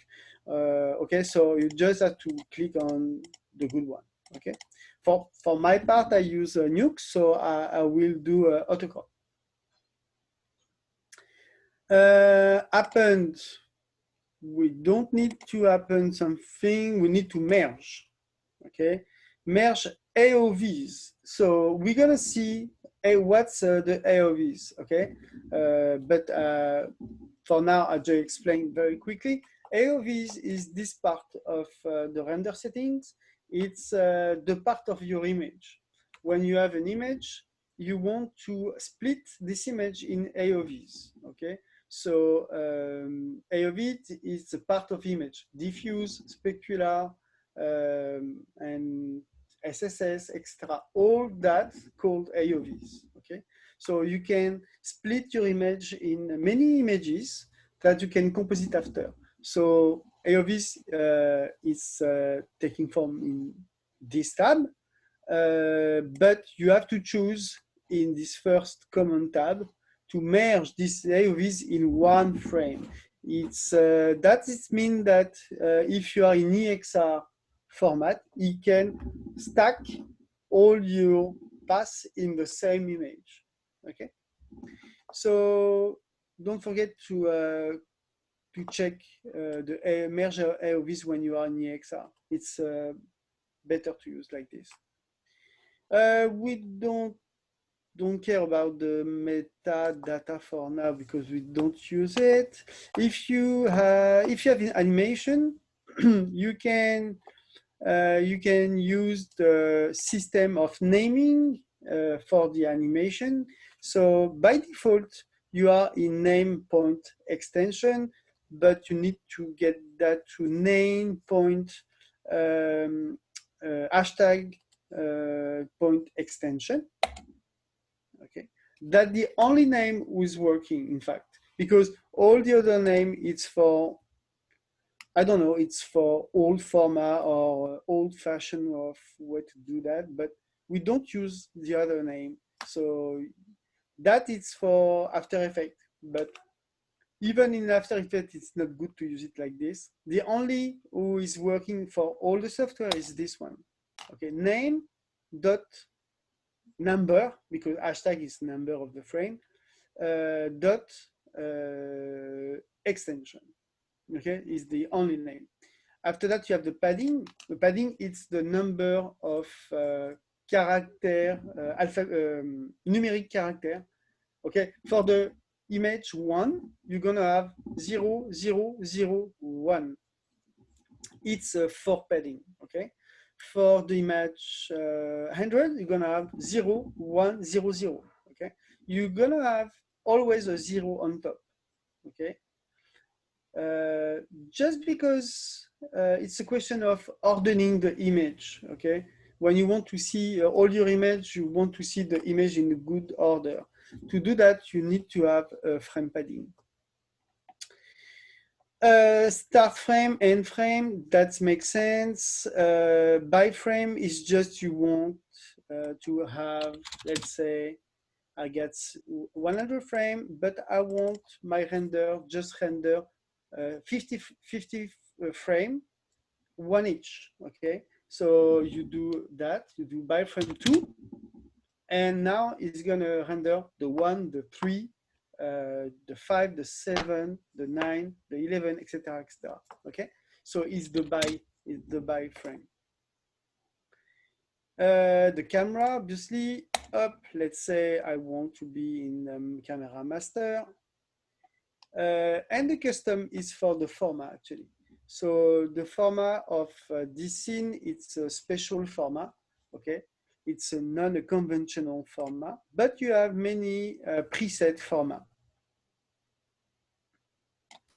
So for us, if we want to have the final format is going to be 800 by okay, it's going to be this one. So 920 by 800. For now, I stay like this. That's my format. Okay. Okay. Finish. I have nothing to say for this panel because all the rest we don't care about this. Arnold render. Okay, that's the main things of of this chapter, we need to know how to manage the samples, how to have a good quality of my image. It's very important to know that.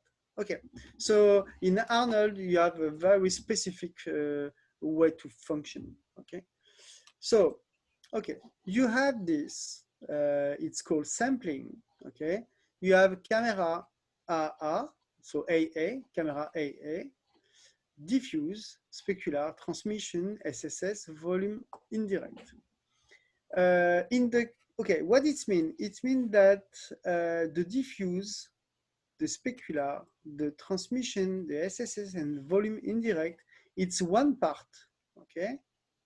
And the camera AA, it's another part. Okay, so I have to draw a simple things to explain how it works. So maybe it's easier to open Photoshop for that.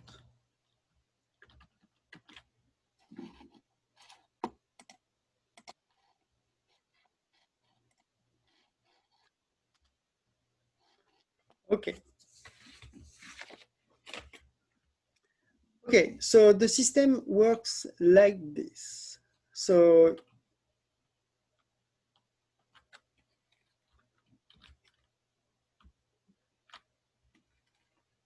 okay, so I get my scene. Okay, so that is my scene.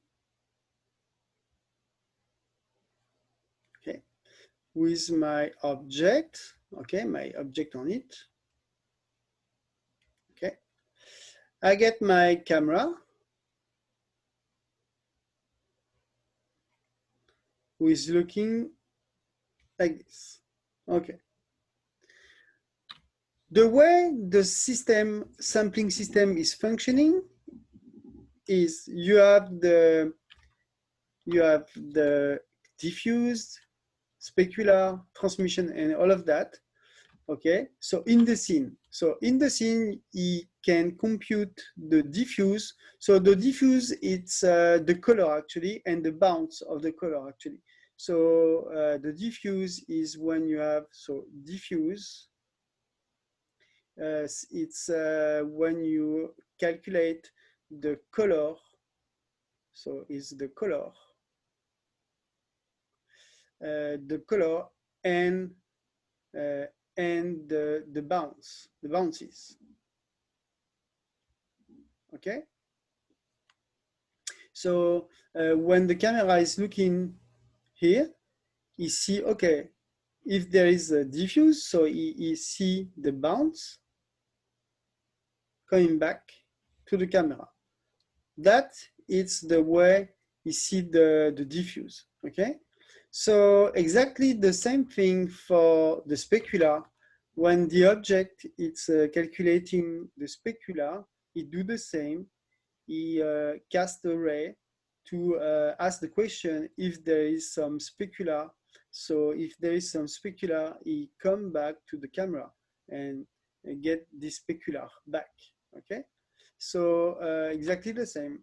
So you have the transmission, if he can just cast a ray to transmit the object and get back here, hit the ground, and coming back to the camera, okay? So that it's for transmission, okay? You have the SSS. SSS exactly the same as the diffuse. And to finish, the volume indirect. The volume indirect, it's when you have fog inside and you want to calculate the fog, okay? So the color of the fog. Okay, all of that, okay? All of that, it's the primary rays, if you want. It's the rays, okay? But on top of that, you have camera AA.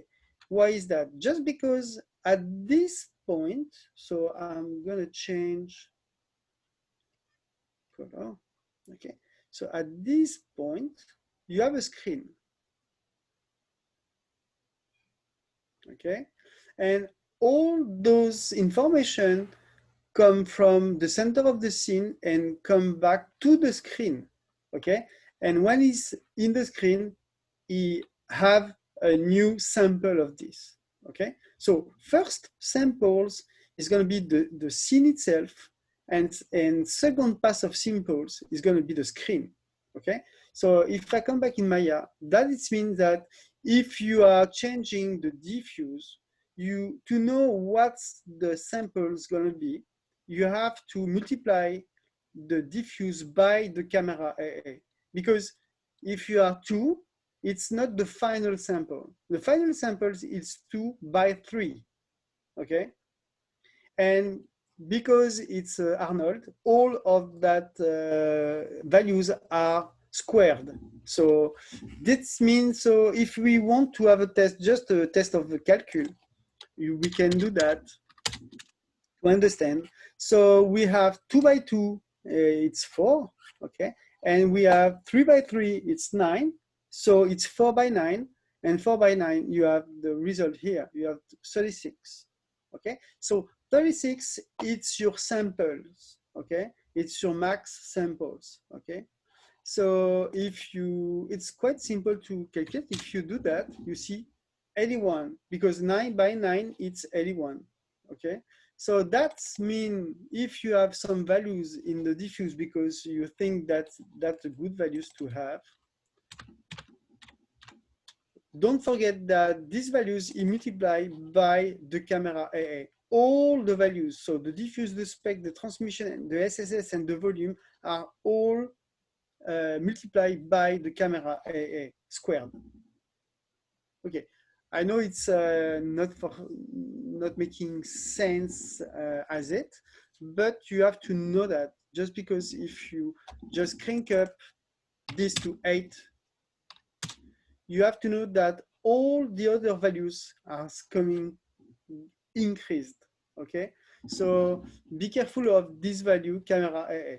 So by default, I recommend to have less values for the diffuse specular transmission, so for the local things, and for the camera, you can have a bigger value. And after that, if you need to have, okay, it missed some specular rays, you can say, okay, I want to increase just the specular, okay?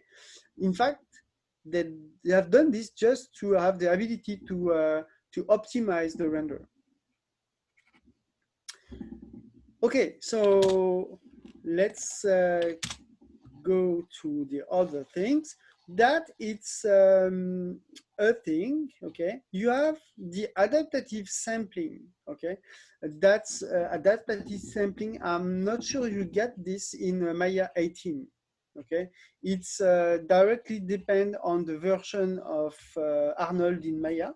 So if you have Maya 18, I'm not sure you're gonna have it, okay? So it's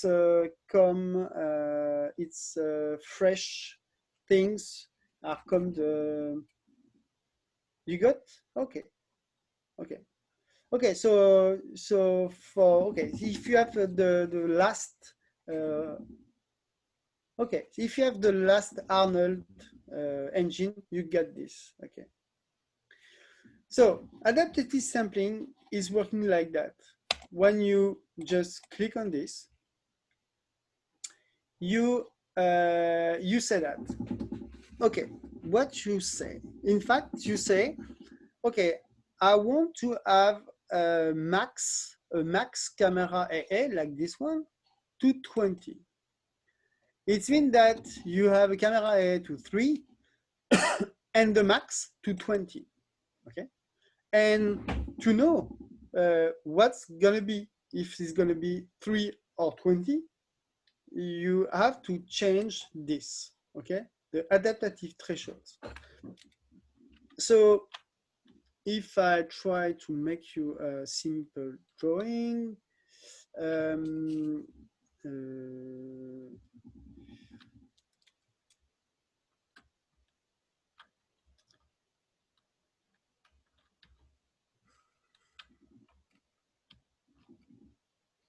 okay.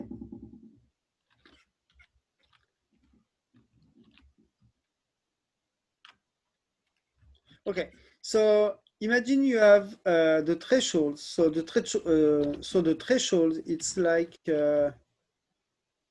It's like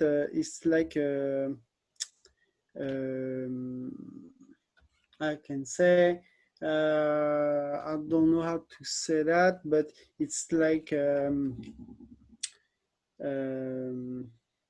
ladder.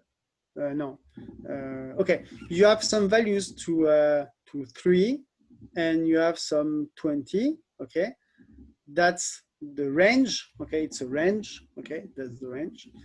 And to know which value you're gonna use, it will test your image, the contrast of your image and the contrast of the object. So if you have object with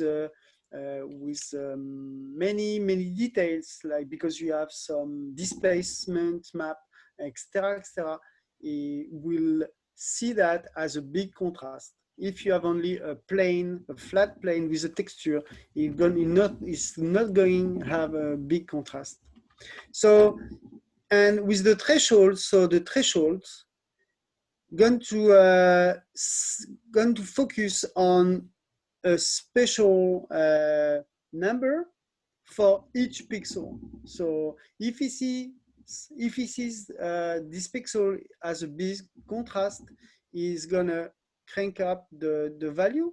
If he sees this pixel as a low contrast, is gonna test this value. Okay, so it's why it's called adaptative. Okay, so it's a very nice feature, but you have to be very careful of that because it can have much time if you don't play very nicely with it. You have to be very careful about this value.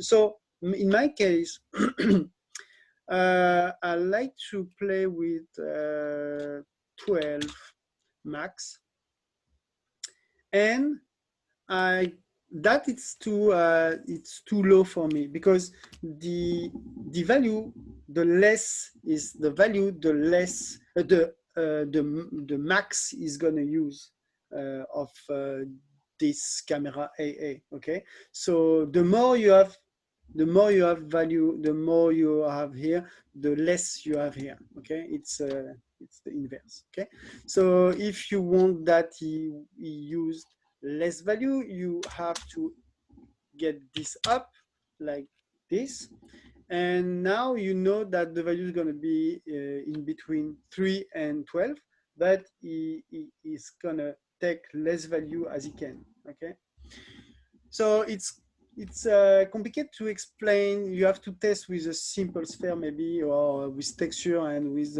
some details, but it's something like that. Okay, it's adaptative, so it depends from the adaptative threshold.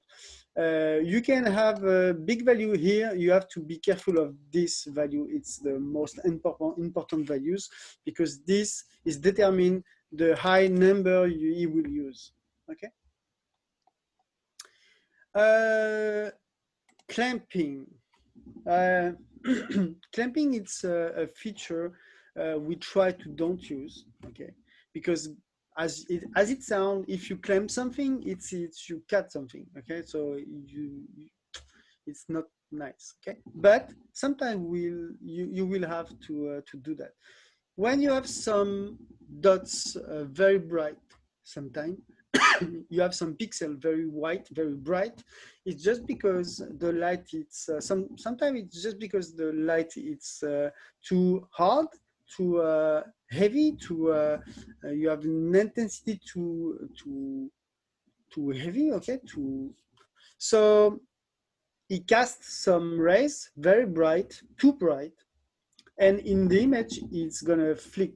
Okay, and you have some pixel very white.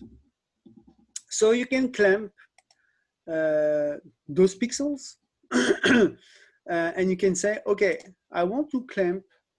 You see, when you have, by default, you have indirect clamp value to 10. So all the pixels have an intensity more than 10 will be clamped by default. It's the default one. But if you want to clamp your AA value by default, so it's the direct value, you have to click on the clamp and you can clamp it. But sometimes if you do that, you're gonna see some bend just because you have clamped the gradient. So it's you have to be very careful about that. I don't like to use it much, so try to don't use it. But if you have to, because you have some too bright pixels, you can clamp it. Okay. You have filter. Filter, it's play at the same time as the samples. Okay, because when a pixel has a samples like this one, like 36 to 500, these pixels, after it has the samples, have to be filtered, okay, to how much blur you want on this pixel, okay. So this list of filtering, it depends on what kind of image you want to achieve. Gaussian, it's the basic one. The Gaussian, it will answer for all the images. It's the average filter. And after that, you can test other filters, like you can test, excuse me. You can test the box. Box, it's a very low filter. It's a very simple filter. It's not nice. You can test sync. Sync, it's a very sharp filter. So it will, the blur of your image is going to be shrink a bit, okay? Triangle, it's like box, a very basic filter. Catrom, it's different from Gaussian. It's more sharp, but not at all the points. So you have to test, but by default, I stay in Gaussian. And sometimes, for some reason, I can just decrease the amount of blurriness. So it's my width one. Sometimes it's nice to have my image more sharp, okay, sharp. So that's the filter. You have some advanced features. That can be nice, okay, for auto bump in SSS maybe. If you want to have some displacement in SSS or bump in SSS, you have to click on the user auto bump in SSS. It's more longer to calculate, but you're gonna have some details you just forgotten, okay? Because when you play with SSS and displacement, you see that all displacement, you cannot see the displacement as usual displacement on an object, simple object, because the SSS is eating all the details. So if you want, you can use the auto bump and it will increase the auto bump. So you're gonna see much more details from the bump, from the displacement. So that is a very cool feature. Lock sample pattern, you can just use that for fixed image only, okay? That means that when you do a samples of your image, again, this part, when you do a sample of your image, you're gonna use always the same pattern of samples. So the dots are exactly at the same place for all the image. So each time you want to render something, it's gonna plug a dot at this particular area to have samples, and you're gonna have exactly the same sample for every time, okay? But if you play with it in animation, you're gonna see all the dots is moving at when you are moving the camera. So you don't want this. So don't use this for all the animation movie, okay? You just want to, you can play with it with a fixed image like this one, but I don't use it. It's not interesting, in fact, for me. Okay. Ray. Okay. Ray is the second more important things in this panel. ray, it's very simple to explain. It's how many bounds you want for each local sample. Okay, so how many bounds? That means that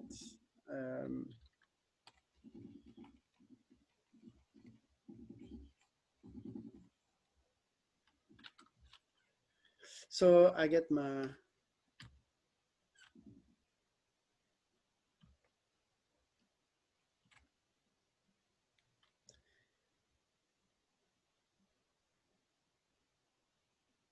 okay. So I know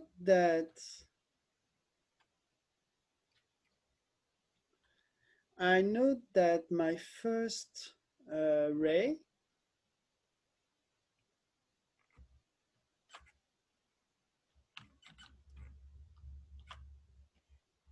okay. So I know that my first ray from the light or from the the light mainly and the camera see that. So it's going to hit the surface. Okay, and after that you have one bounce, okay, and hit the ground. Okay, so that is the first bounce. Okay, so he's doing something and he get back to the camera. Okay, so here when you see you have one in diffuse, it just means that you have only one bounce. Okay, if you have two bounces, is doing that. So the second bounce, that is the first. So maybe you have a bounce like this.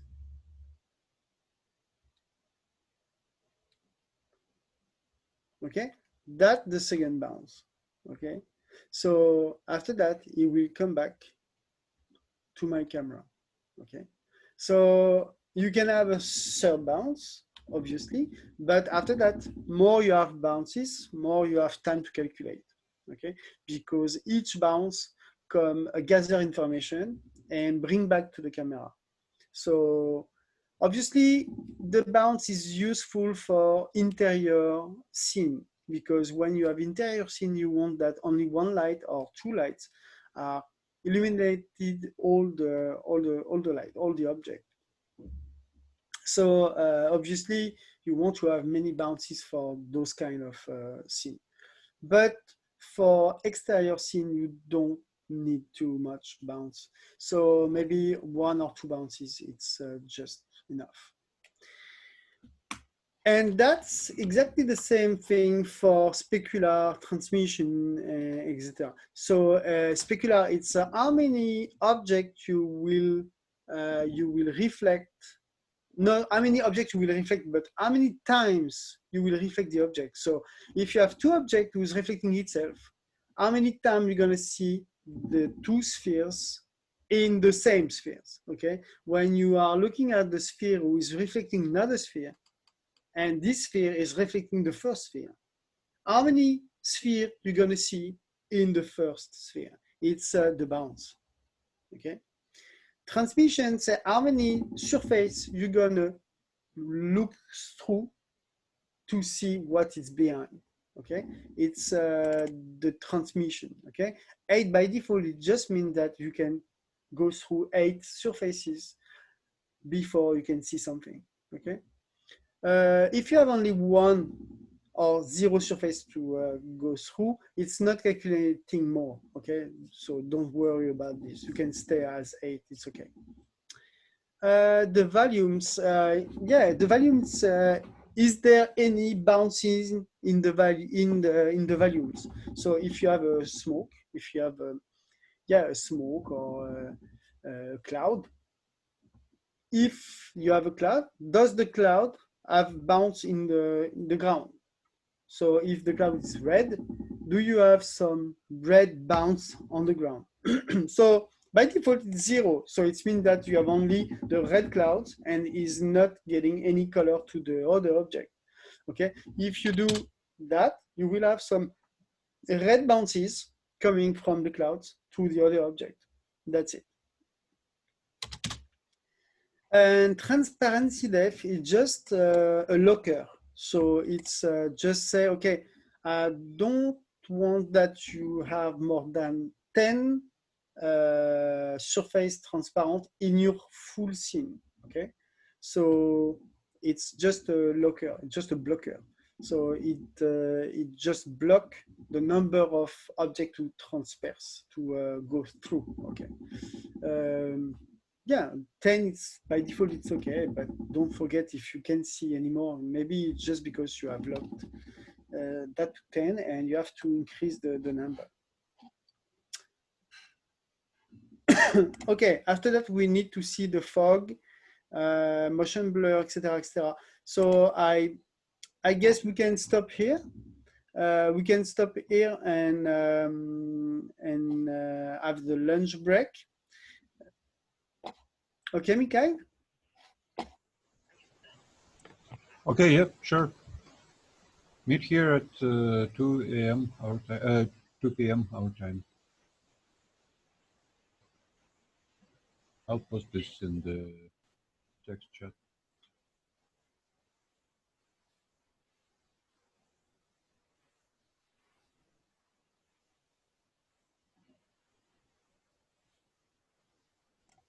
Okay, see you at 2. Okay.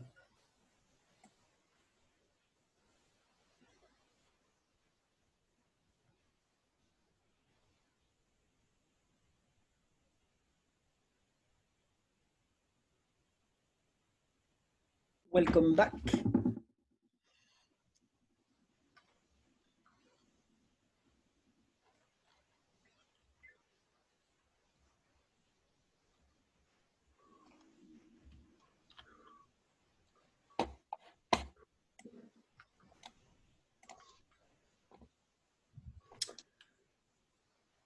Okay, Nikolai. Okay. Okay, so I can keep on going. Okay, yeah, we'll just get on. Okay. Let's go. So, yeah, we were in just after the RedDef section. It's a very important section because it's it's simply address all the rays in the scene and all the bounces. So it's a very important section. We have this environment section. It's about fog and it's about image background. So it's quite simple to understand. Okay, so I'm going to show you an example of that.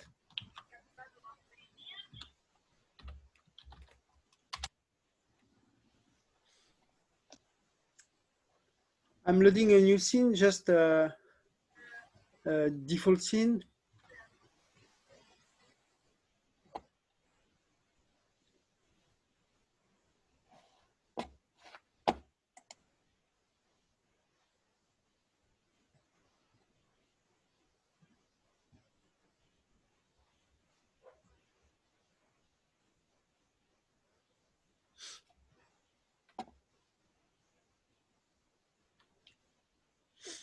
Takes time to open.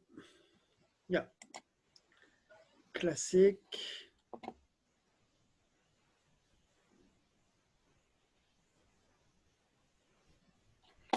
I have to change my setup. No,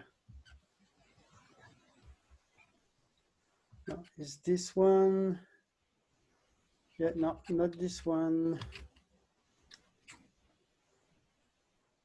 Not this one. It should be this one. Yes.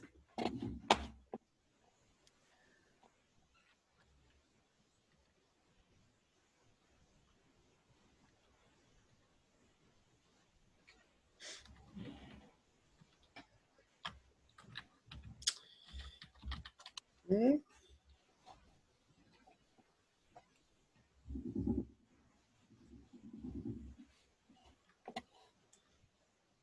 Mikhail? you have your mic, it's open. Up. Sorry about that.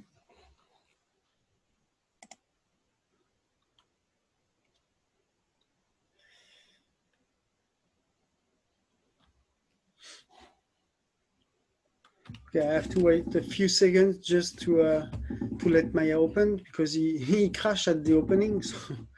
So it was just a new scene, but don't want to works properly. So yeah, that's it. Seems to be okay now. Yeah. Okay, so let's say modeling standard. It could be okay. That is working. Okay, nice. So I just would like to talk to you about these two sections. So you have the environment and the background. So for the environment, it's when you have light. So when you have area light, for example, you can have a fog. Okay, like this. So I'm just creating a simple light. Okay.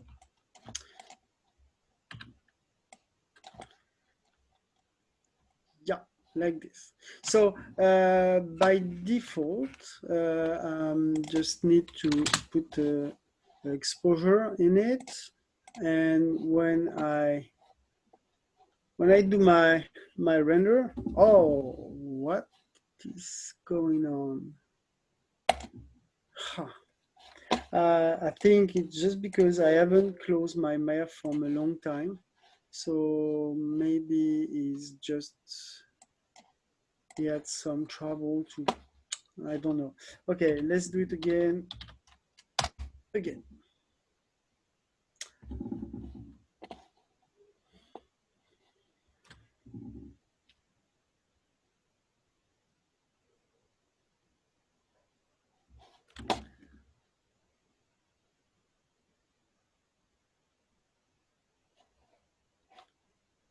Okay, I don't want to take my crash scene because it was just a sphere and a light, so I don't need to get back this.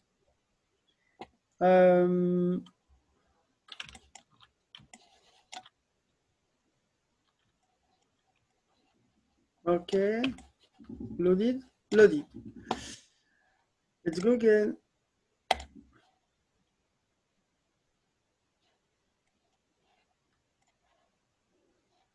Okay, I want to save my preferences.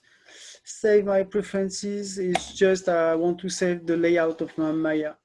When he opens it the next time, he will try to open this layout. Okay, let's go again. So let's begin with the spheres this time and have lights, area lights.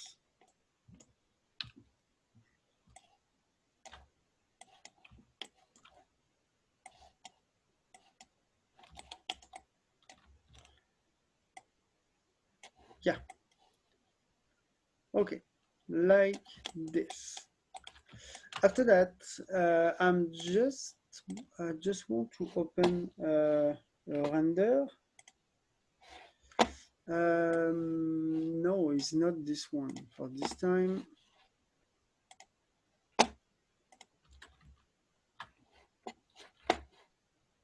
Okay, I've crashed.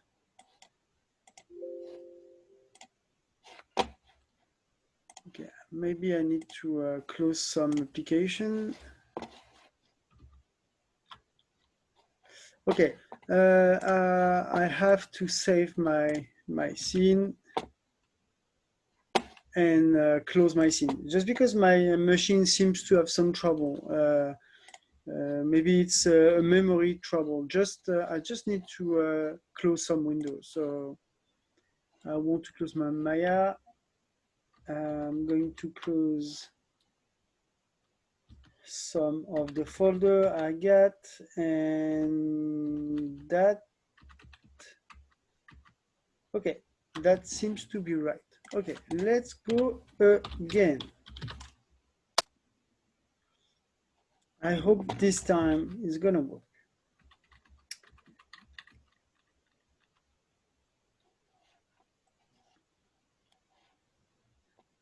No, I don't want any crash scene.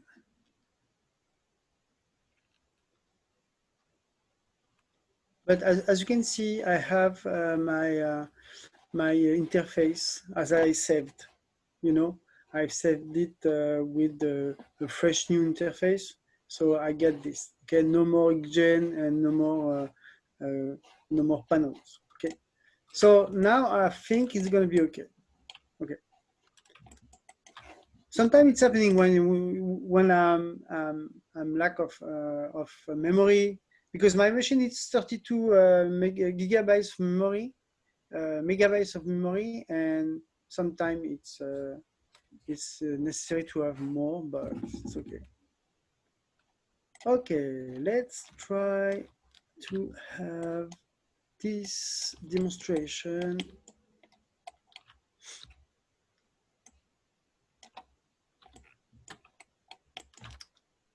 Okay, so now I hope it's gonna work. Open my frame and render it. Okay, so this is my render. Okay, this is my render, and in the render settings, under the environment, you have the atmosphere. In the atmosphere, if you click, you have three things. You have the AI atmosphere volume, you have the AI fog, and your AI standard volume. Okay, so you need to have the AI atmosphere volume first. Okay, and it will open this tab, the AI atmosphere volume, and you see that the density is at 0. So if you go up with the density, you should see that. Okay, you can bring this color down and up density. If I just dezoom that, you can see that my fog is like this. So you can play with the spread of the area light to close the angle. Okay, and it's almost real time. That's work quite fine. It's the fog is calculating faster than the other software. Yeah, and as you see, you can move. It's almost real time. If it's not the case, you just have to check if your save UE threads has to be in 3. So you can do that.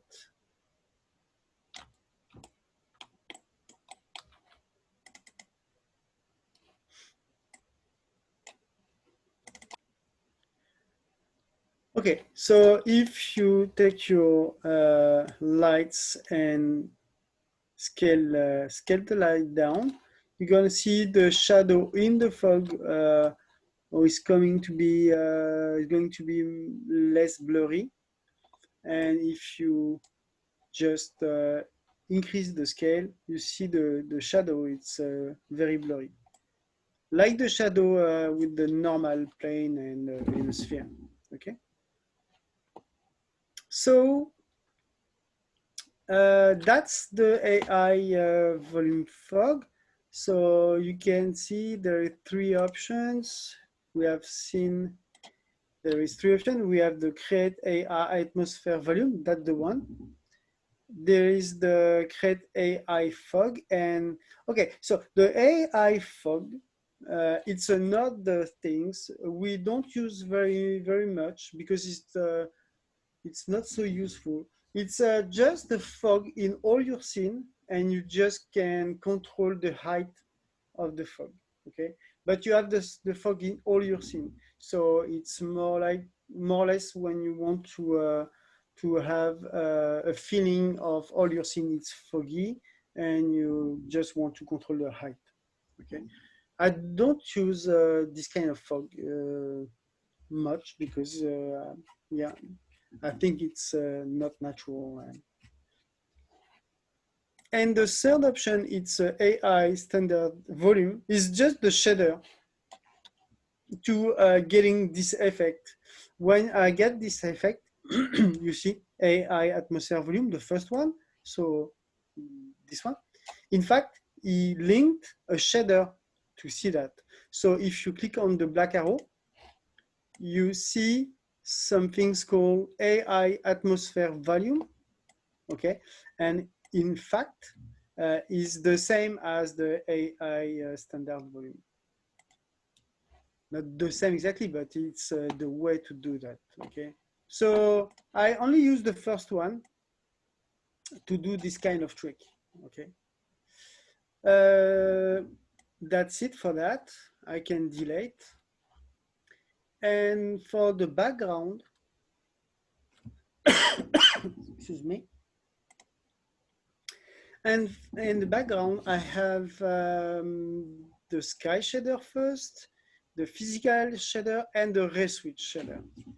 Okay, so let's talk about this just a bit. Okay, the sky shader is just, in fact, to put an image in the background. So if I click on this, I have this AI sky. Be careful because you don't see it in the outliner. In fact, you see it, its name is Transform 1. So if you want to see it, you have to right click on shapes.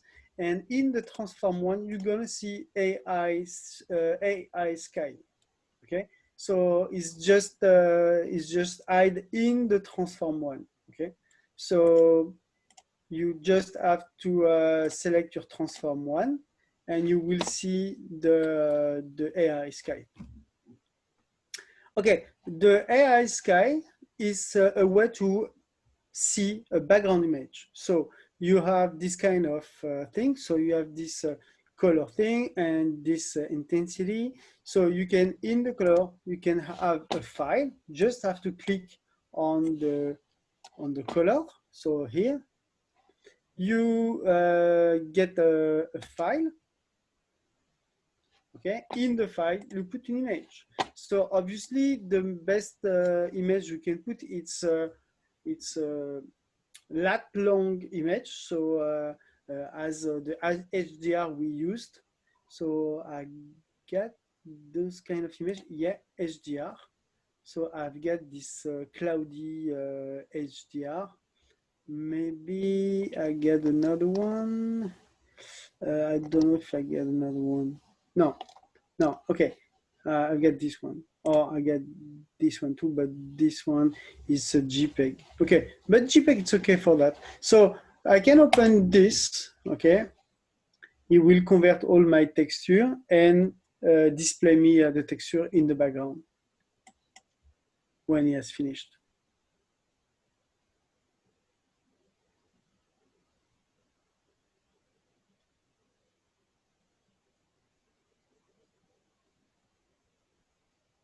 No? Yes. So now,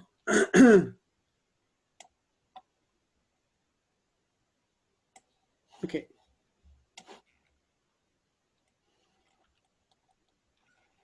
Okay, so this is my render.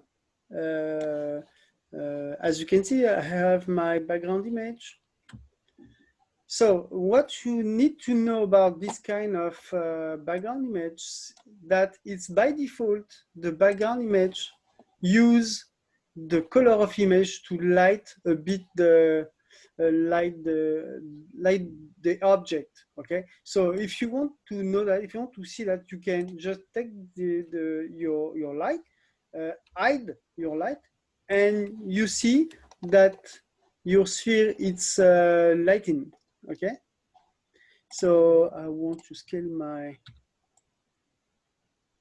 sphere a bit just to have a better demonstration.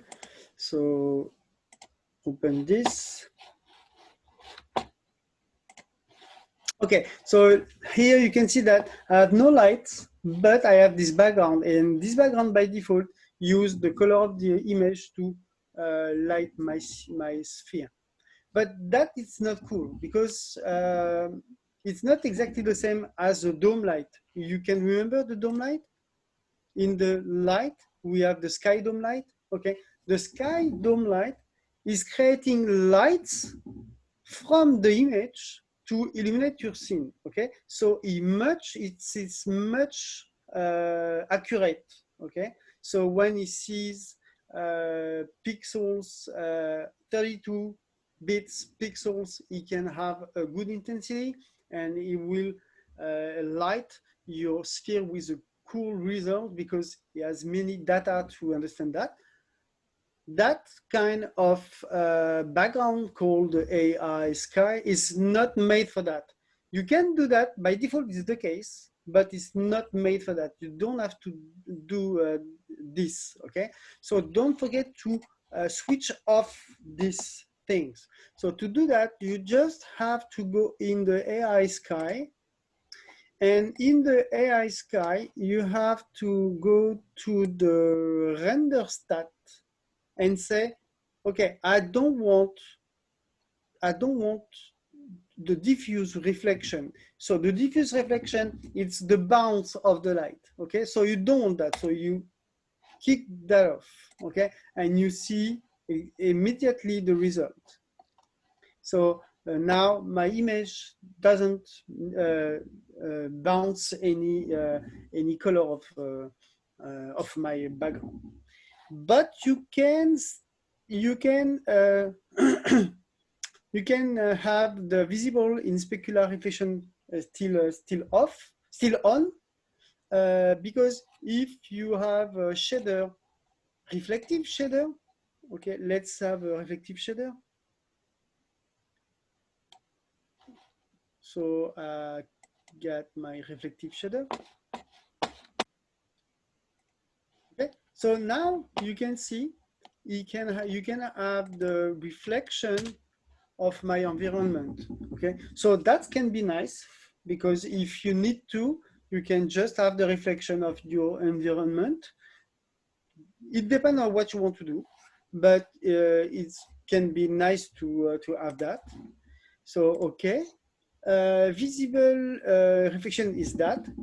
Diffuse transmission, it's when your sphere it's a glass. So when your sphere it's a glass, so it means that when your sphere it's transmission 0, you okay. I'm gonna get the specular off. So you can see the part of the background who is coming through the object, just because the visible diffuse transmission is on. If you get this out, you have no bounce from the background through the object. Okay, so if you this one, excuse me, specular transmission, if you keep that off, you can see the background behind, and if you keep that off, you have no bounce from the background through the object to the camera. Okay, so all that option can stay like this. You can put this option on, you can stay like this, but you have to get rid about the visible in diffuse reflection. You don't want to have that, just because it's very noisy and you cannot sample this. Okay, so you don't want that. If you want to have light from an image, okay, you have to use the dome light.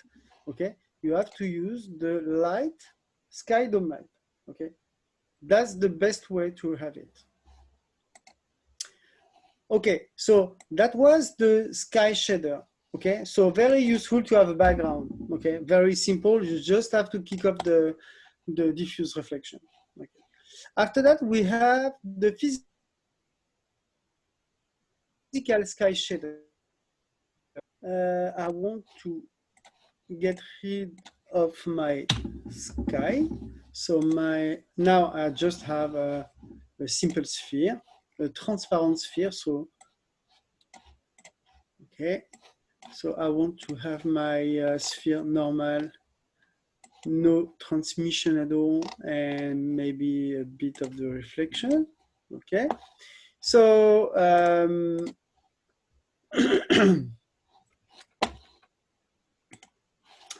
okay.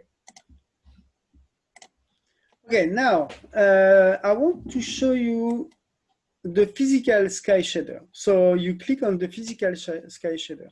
You have something is called the AI physical sky happening, but you cannot see in the outliner. Okay. In fact, if you want to see in the outliner, you have to right click and give that off, show DAG object only. So you untick that, and you will see the AI physical sky here.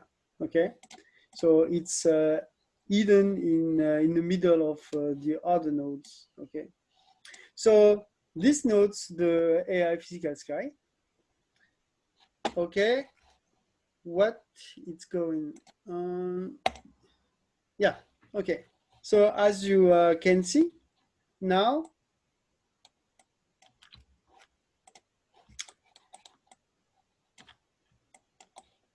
so I want to add a 3D manipulation in the frame, so I can move in the frame. Okay, it's much easier to see.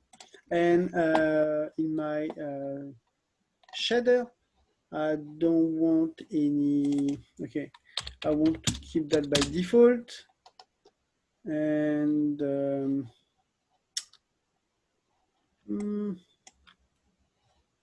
no transmission. The shader is weird. I want to have a new shader because I don't know why it's so strange shader. Okay, if I have a red one, and if I have a plane. Okay, so let's see. Okay.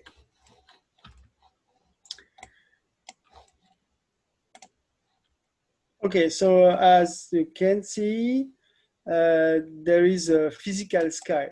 Okay, that is a physical sky. It's like you put a blue sky in your scene, just as simple as it. So I put a simple physical sky. If you want to add more lights, you have to go in your physical sky and increase the intensity. So let's say 4. Okay. And you can change the elevation. So where is the sun exactly? So you can change the elevation. You can have the azimuth. It's the where is the sun is. D'accord? Sky tint, sun tint, and the size of the sun, if the sun is small or if it's very small. Okay, it's just a circle in the sky. If you want or don't want that, okay, you can see it better if you change your material to fully reflective things, so you can see it better. So if I do that, yeah, I can see now that the sun is here. So if I select the physical sky, I can change the size. Yeah, you see this small dot is the sun actually. So the elevation. So what is nice is when you come down, he changed the color because it's a system as a physical sun and sky. So if your sky and if your sun is coming down, it is gonna get red. Okay, so if you are on top like the noon, it's more like this. Okay, and the azimuth is just the translation of the sun. Okay, so that is the system of a physical. But the problem is you have no samples. So you see that's small dots, small white dots and other things. Okay, so I don't want to zoom like this. Okay, okay, so that spots, it's about the sun and the sky, and I have no samples, so I cannot sample that. The only way to sample that is to general sample the camera, so the AI camera. So I have to crank up dramatically the number to see a result. But as you can see, it's not enough. You can see if I zoom in, that's not enough for a very nice nice shot. Okay, so that's a real problem for this tool. Okay, so there is another way to use it, because this way to use it is not a good way to use it. Okay, so to use the AI physical sky, you have to create a dome light. So first of all, you create a dome light, okay? And because the dome light, you can have samples, so you can take the AI physical sky and drag and drop in the color of the dome light, okay? So what's it's gonna do? It's gonna do exactly the same thing. So you can render it, but instead you can have samples. So you can change the exposure. You can, okay, I want to get my intensity back to 1. Okay. Okay. And now I can change my exposure in the dome light, and I can sample the result. So now when I sample the result with a 3, I will have a much better result of the samples of the scene.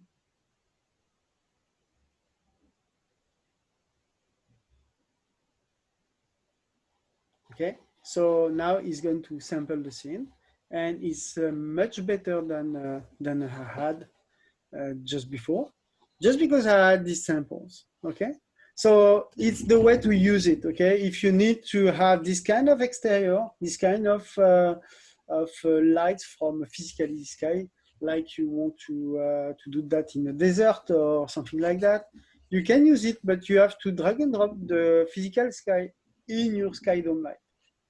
And after that, you can samples. Okay, so that's okay for this part. Physical. Okay, so we have seen the sky shader. We have seen the physical sky shader. And I can talk to you about the Redshift shader.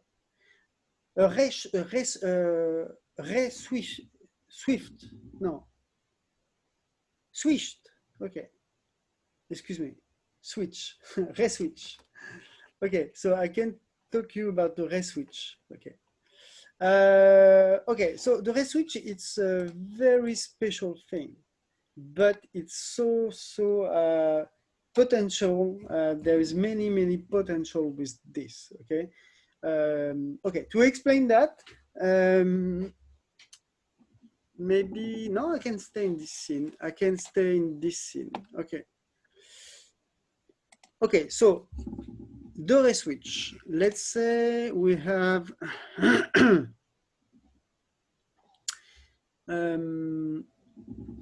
okay, I'll try to do the scene that you can understand well. Okay, so the dome light, I want to have, maybe I want to have an image as I get just before. So an image, this one should do the trick.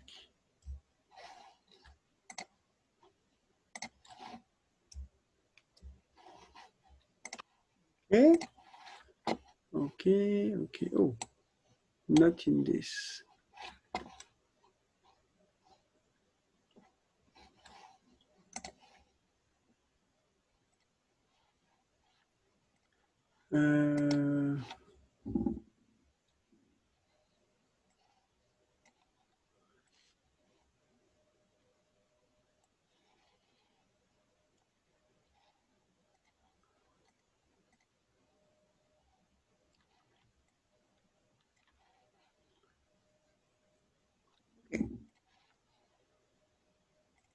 Okay, 3, let's say 1, 2 for the test. 1 for the test, it's enough. And exposure, I want to keep that low. Maybe by default 0. It's okay too. Okay, so that's my scene. Okay, so I just need to have some materials for the ground itself. So I want to have material like this, maybe just a slightly colored.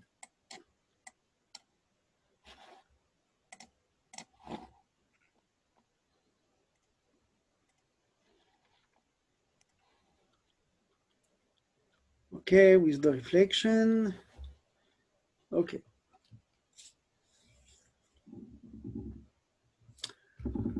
Okay, so let's talk about the ray switch.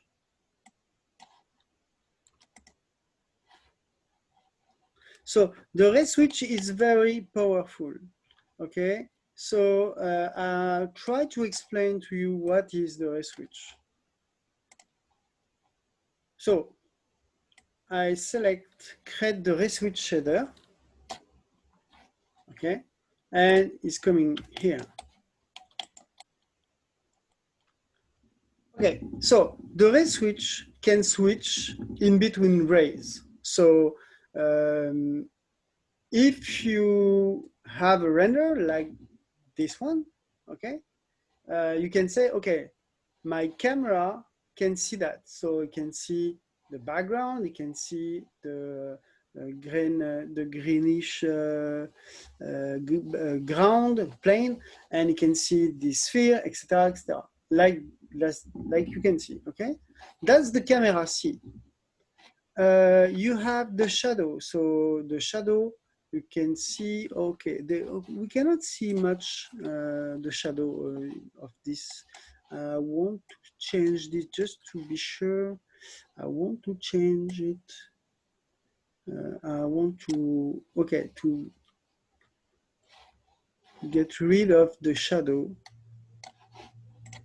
Okay, so now get rid of the reflection. So now we can see the shadow. Okay, the shadows we can see.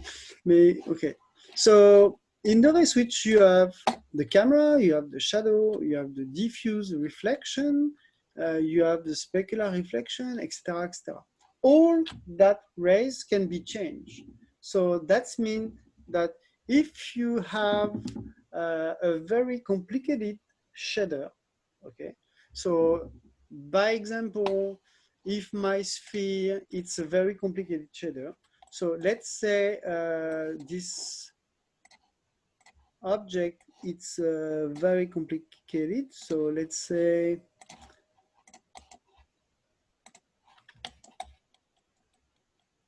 Okay, so I want to have I want to have a texture on it. I just put some very very random texture just to explain. Okay, no, full texture, please. Full texture, maybe the wood. The wood, it's yeah, this one. Okay, I got the wood. Maybe I want some displacement.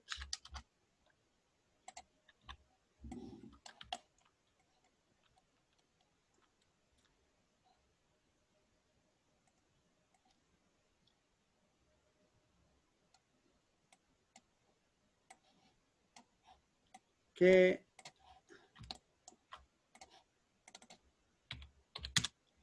Okay, let's say it's complicated enough. Okay. Okay, that it's, let's say it's very complicated. Okay, this subject. Okay. So now my plane under that can be reflectful. So I can say, okay, this is reflecting my sphere, so like this.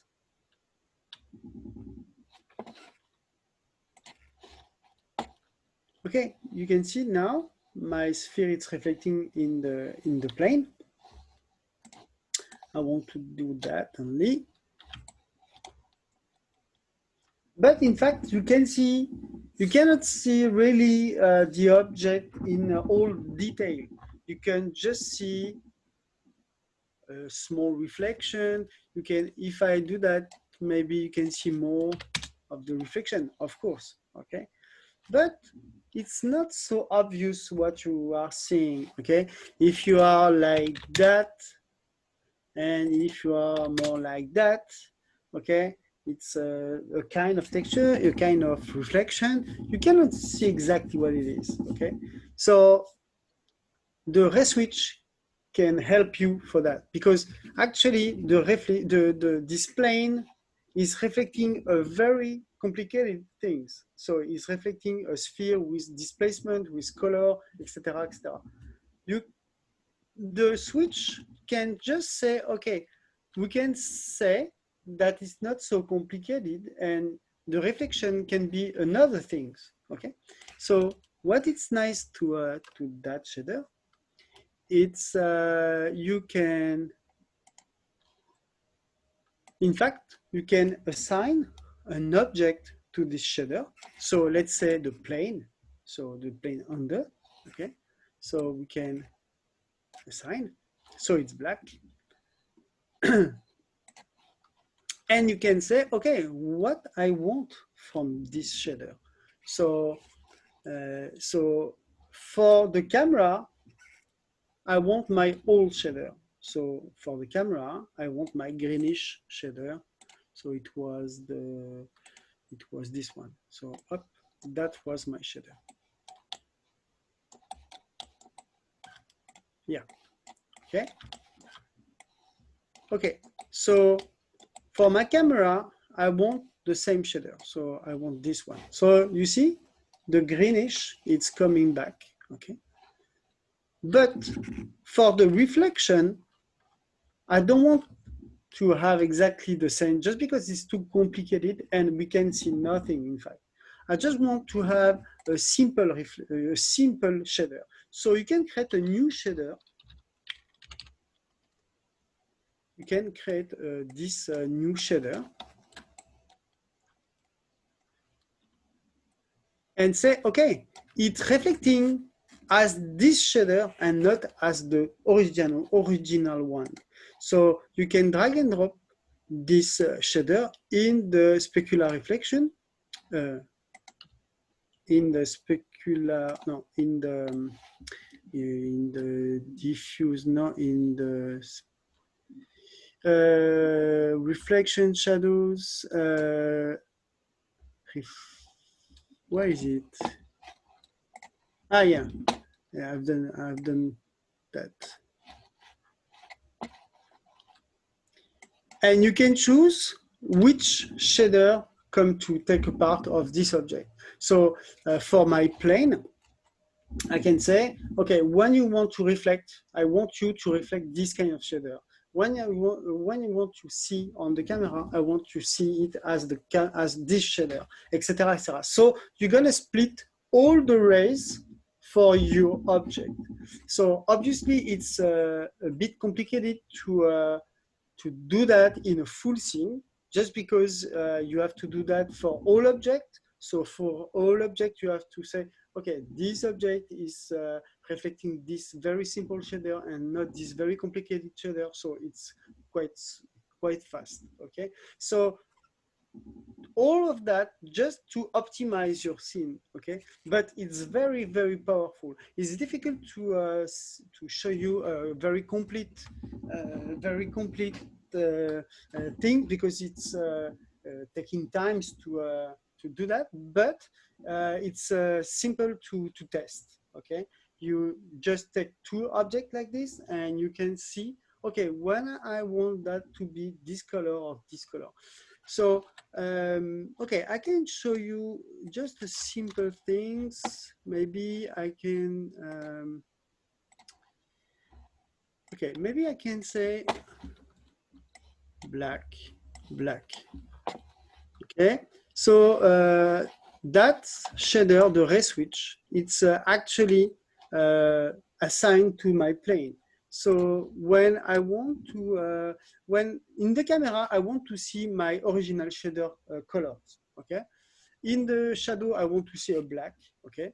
You can say, okay, I want to see a blue shadow. Actually, we can see it because it's reflecting, but you can change it, okay? For the diffuse reflection, it's the bounce of the color. You can say that the bounce of my color is different. So, okay, you can see that the bounce of the color of the object, you change the bounce of the color. That's just amazing to understand. You can say for the specular, so for the reflection, okay, you can change the reflection. So you can say, okay, it's just a very simple color. Okay, it's very strange because you can split all your shaders in rays and say, okay, this shader is doing that, and you can simplify all your shader. So you can simplify all your scene in render, okay? I'm sorry if it's not so easy to explain. I try to be comprehensive, but it's not easy for me to explain that kind of shader. It's a bit advanced, but I just said to you, just go to see that on the internet or on the documentation of Arnold, and you're going to understand, and try that with a simple object like a sphere and a plane, and try to understand how it works, okay? Okay, so I have to update, yeah, I have to update that. And it's exactly the same for all the parameters. So if you want to optimize your, it's glass, and you don't want all the complexity of the glass, you just want to see through the object, and do want to see some object behind very complicated, yeah, you can say, okay, at the end, I want to see only this kind of shader. So it's complicated to explain. I want to show you another thing, maybe to get to be comprehensive, to be understandable. Trying to have a new shader, a new red shader. Okay, and this one was the complicated one. I want to have a simple shader. So I'm going to break my color. So it will be white for this time. And it will be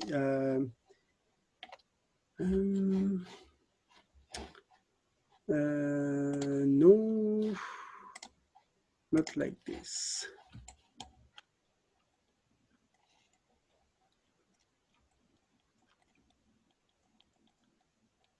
Okay, so this is my switch. Okay. This is my red sphere, and this is another object. Okay, my switch. Okay, so I want that to be transparent. I'm going to have a new one. Okay, so this one has to be fully transparent, and beam. Okay, so now I can show you maybe. Okay, and I need to get this very small. Yeah, I'm not sure we see that better. Okay, so I'm trying to explain you that better than I did.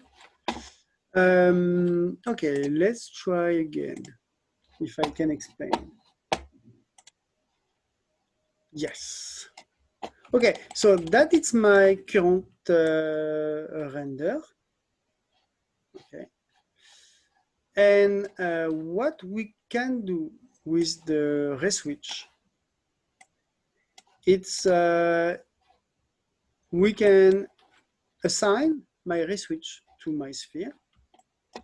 Okay, so you can have, let's say, a reswitch. So AI array switch, a new reswitch. I'm gonna close this render, select my my transparent sphere, assign my transparent sphere, okay, and say, okay, so for my camera, where is it? Where is my transparent shader? I've lost it. Where it was, it's called, yeah, the 6. Okay, it was the 6. Okay, so let's call it glass. Okay. Okay, my reswitch. Okay, so I select my reswitch and assign my reswitch. So I need to get my glass on this pattern, on this thing. So my glass is here. My glass is this one. Okay.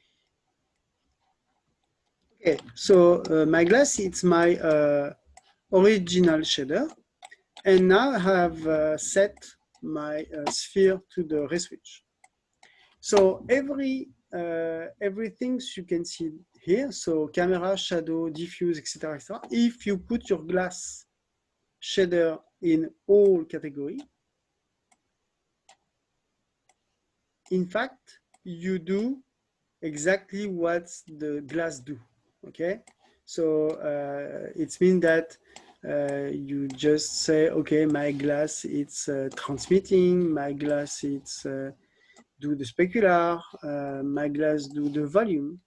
Okay, so you do exactly the normal things. Okay, so if I play, you can see that there is no difference at all, just because you say, okay, I reswitch, but I reswitch nothing. Okay, I get exactly the same shader for all the rays, but in fact it's exactly the same. Okay, so the trick is, if you want to say, okay, for my refraction, so for my transmission, I don't want to see a red shader, but I want to see a blue shader. Okay, so you can have a new shader what you want. Okay, put the color you want, the blue shader, and say, okay, when I see my red shader through my glass come to me with this new color. So I have to plug this in my transmission diffuse. So if I do that, transmission specular. Oh, let's me with no. Oh, that's a mistake. Transmission, diffuse transmission. Yes. So maybe I just have to update. And I need to set to the camera. No. When I see my object behind something who is transparent, set to the ray switch. Okay. When you see something through the object, you see this kind of shader and not this kind of shader. Is that the way we have to think? Okay, so I need to tell that my object, it's a blue object. I need to,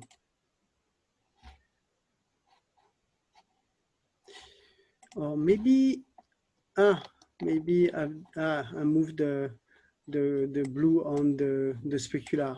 Okay, it's this. I hope so. Oh, what I did wrong? I did something wrong. To explain it, I thought it was a good idea to change my way to explain this, but I did something wrong. I'm sorry for that. So I'm going to just to find a few minutes what is wrong. So I try to understand. I would like to understand. Okay, so to make you understand. So what I know. So let's try again. Let's say for the diffuse, for example, for the diffuse, my ray switch say in the camera you see that, so you see that kind of shader, so this one, okay. But for the ray, you can change maybe the color or something like that, okay. So if I want to change, I want to have clean scene, so let's say.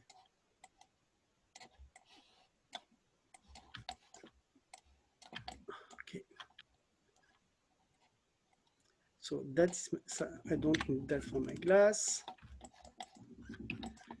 And I don't need that for my glass. Okay, I try to keep that simple.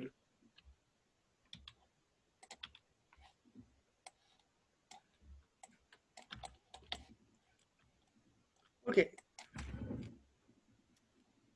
This one, it's my blue one. Okay, this one, it's my original one. Okay, so this. I'm sorry. Okay, I just figured out what is not working. I'm sorry for that. Okay. Okay, so I try and I explain to you. It was just not a good way to think. I'm sorry for that. Okay. So have a new ray switch, AI ray switch, and assign the ray switch to the sphere behind.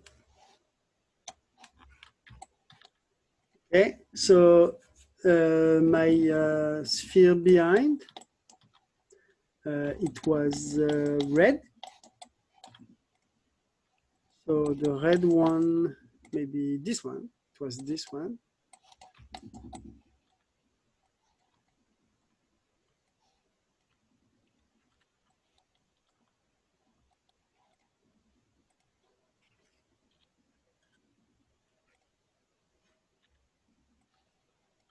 Okay, let's try to explain again. Okay, I assign this for in this new reswitch, and I said to my reswitch that this sphere, this appearance to the camera, it's red. So I plug this in red. So by default, it's I plug, if I plug all in all that ray, it's coming exactly the same. Okay. Now, if I have another shader like a blue one, so let's take this out. I want to. Okay. So yeah, if I have this blue shader, and if I want to say, okay, in my reflective, in my glass object, I want to see the red sphere, but I want to come blue and not red.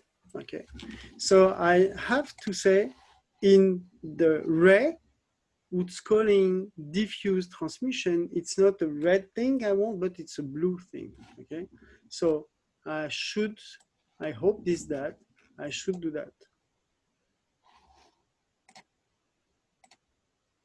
Ah, why? I'm sure it's that. So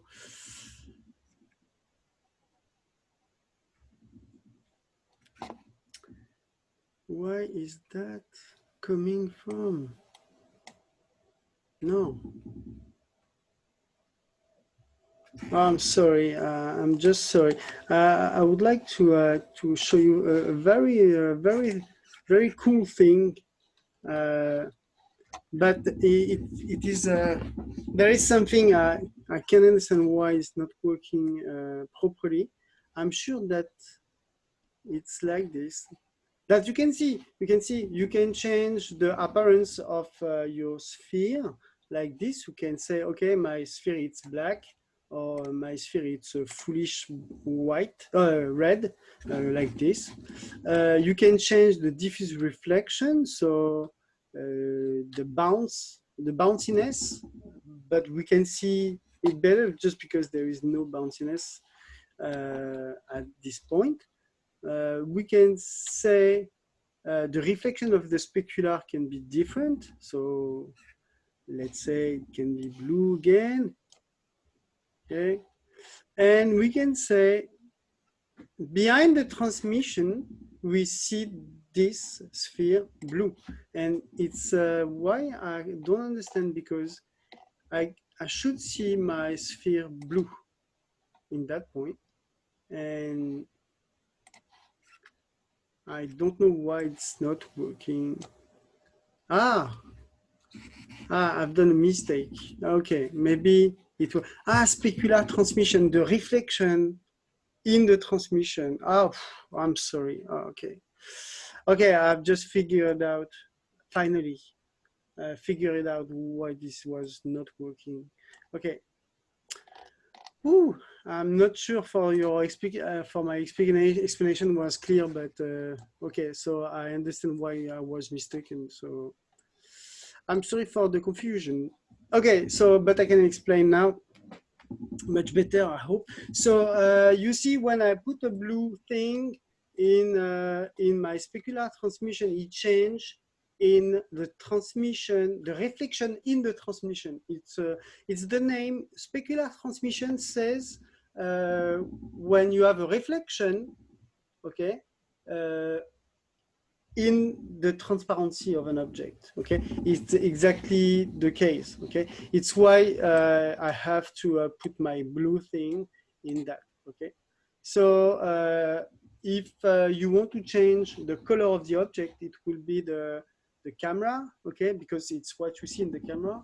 If you want to change the shadow, the color of the shadow, you can do directly here. If you want, etc., etc. So what it's about? So it's about changing ray, okay? And what is nice of it, it's when you have some very difficult and complicated shader, okay? You can say, in the camera, I see a complicated shader. So that case, that red case, okay, you see the red, it can be very complicated. So let's say it is another shader, very complicated. So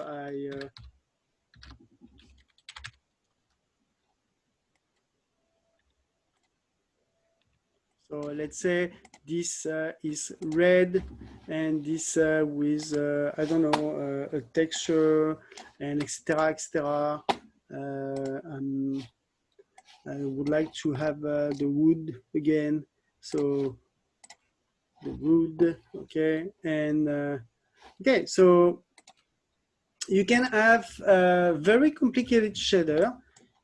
So so this, I will plug this very complicated shader in my camera.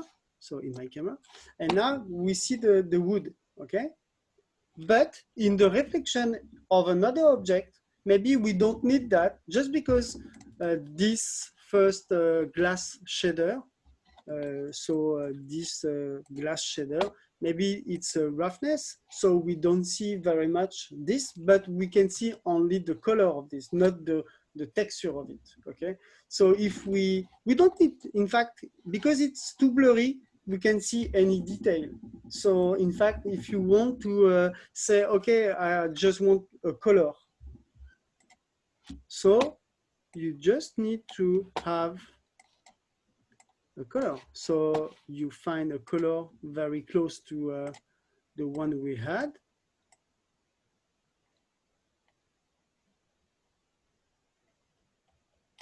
Yeah, and nobody can say the difference. Okay, that's a good example. Okay, so I've used a simple color, a brown color in the reflection, through the reflection. Okay, but the object has a real texture of a wood, and it can be very complicated with displacement, with bump, and many other things. But in fact, in the first glass, blur of the glass, we can see no detail. So in fact, it's a very optimizing my scene to do that, okay? So I hope this explanation is more clear. I'm sorry for my confusion because, okay, sometimes it's like this, I'm sorry for that. But this last thing is very clear now. Tell me if you, for the 2 or 3 or 4 of us who follow me, tell me if you have understood something of my last explanation, and if it's okay for you, or if it's not. It's just interesting me. So, okay, just tell me if it's okay for you.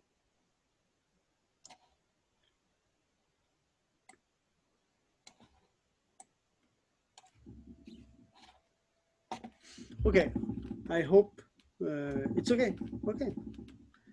Thank you, Daria. Sometimes it's complicated to explain, but the last thing, it was clearer, is what more clear, I think. Okay, so I hope it's okay. Okay, I will continue. I'm going to continue now. Okay, for that. So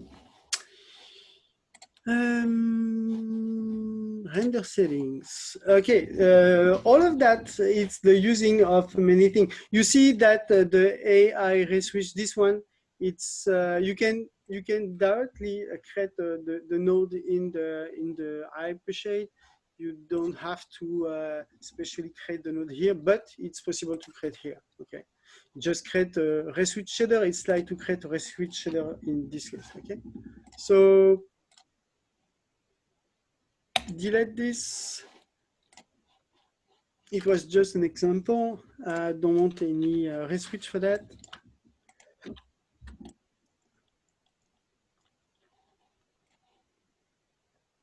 I want a simple shader like this and this.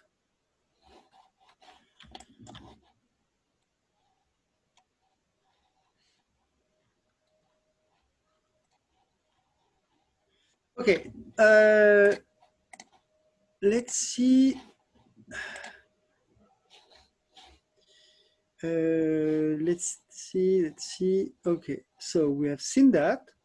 Okay, motion blur. Okay, it's exactly what it says. So it's the blur with the motion. So we just have to enable the motion blur and have to see that. The important thing you have to remember is the keys. The keys, it's how many frame you have in between frame to have motion. Okay, okay, I need to have Photoshop. Photoshop is my friend.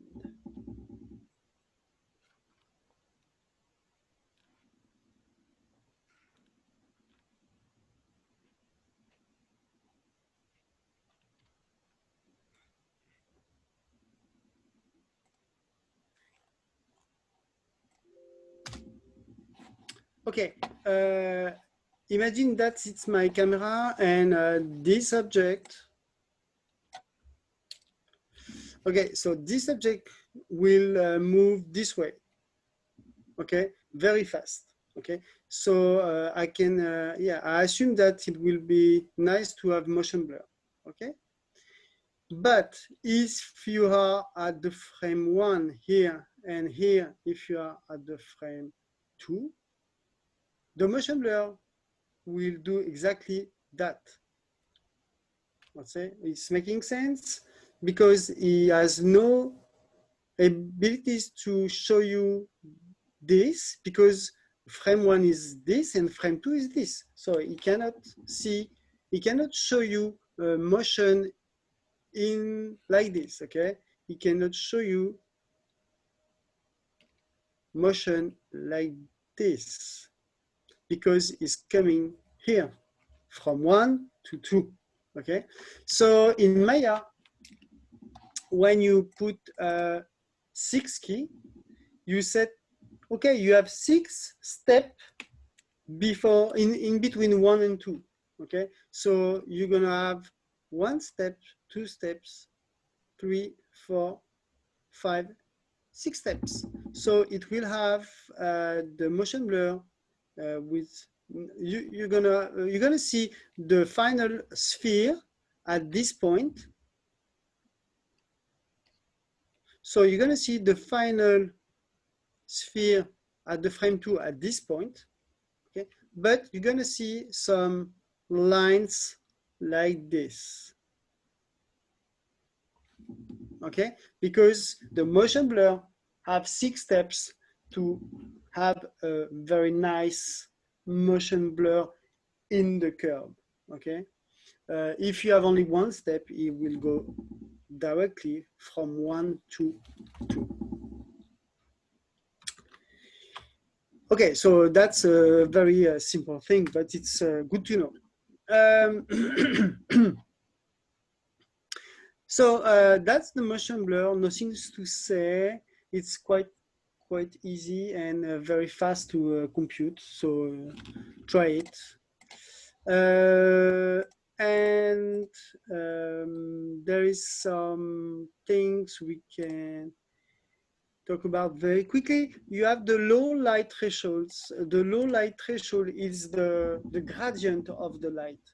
In fact, when you have a light and you light an object, okay, the gradient of the light, so all the pixels from white to black can be shrink a bit, okay? So 0.001 is a very, very large gradient, so you can see any delimitation, okay? But it can be very hard and very long to calculate. But if you change that to 0.1, you're gonna have a white, gray, and beam in one.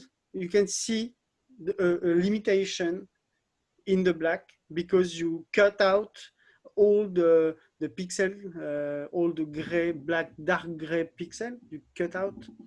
But the thing is, it's going to be very, very fast to calculate because the light is not calculated in totality. Okay, so it's yeah, you have to manage with that. By default, it's that. It's very nice. It's very nice gradient of the light. But if you have too long image and if you have very grungy texture, you can just get this down to this. I think you're not going to see the limitation, and you're going to have a real improvement of the speed of your render. So that it's an optimization. Okay, let's talk about texture. Okay, I'm not sure if you have noticed, but when you have a texture in Arnold, the texture it's automatically converted in TX file. The TX file, it's like this. TX file, it's you have manager for TX file. You can see utilities TX manager. Okay, that's the manager for the TX file. That means that all the file has been converted in this TX file. What it's about of the TX file? Okay, TX file is just the file for Arnold to get faster. Okay, why is that? Just because automatically he take the file and he do some mimap. So he take the file and take some different size of the same file. Because if you are seeing this object very far in the scene, it will use the very small size of the text, and that it can do that only in a TX file. Okay, the TX file is a container that you can stock many datas, many things like this. Like I can say, like the size, like the grid, etc., etc. It's for optimization purpose. Okay, so it's file. Okay, so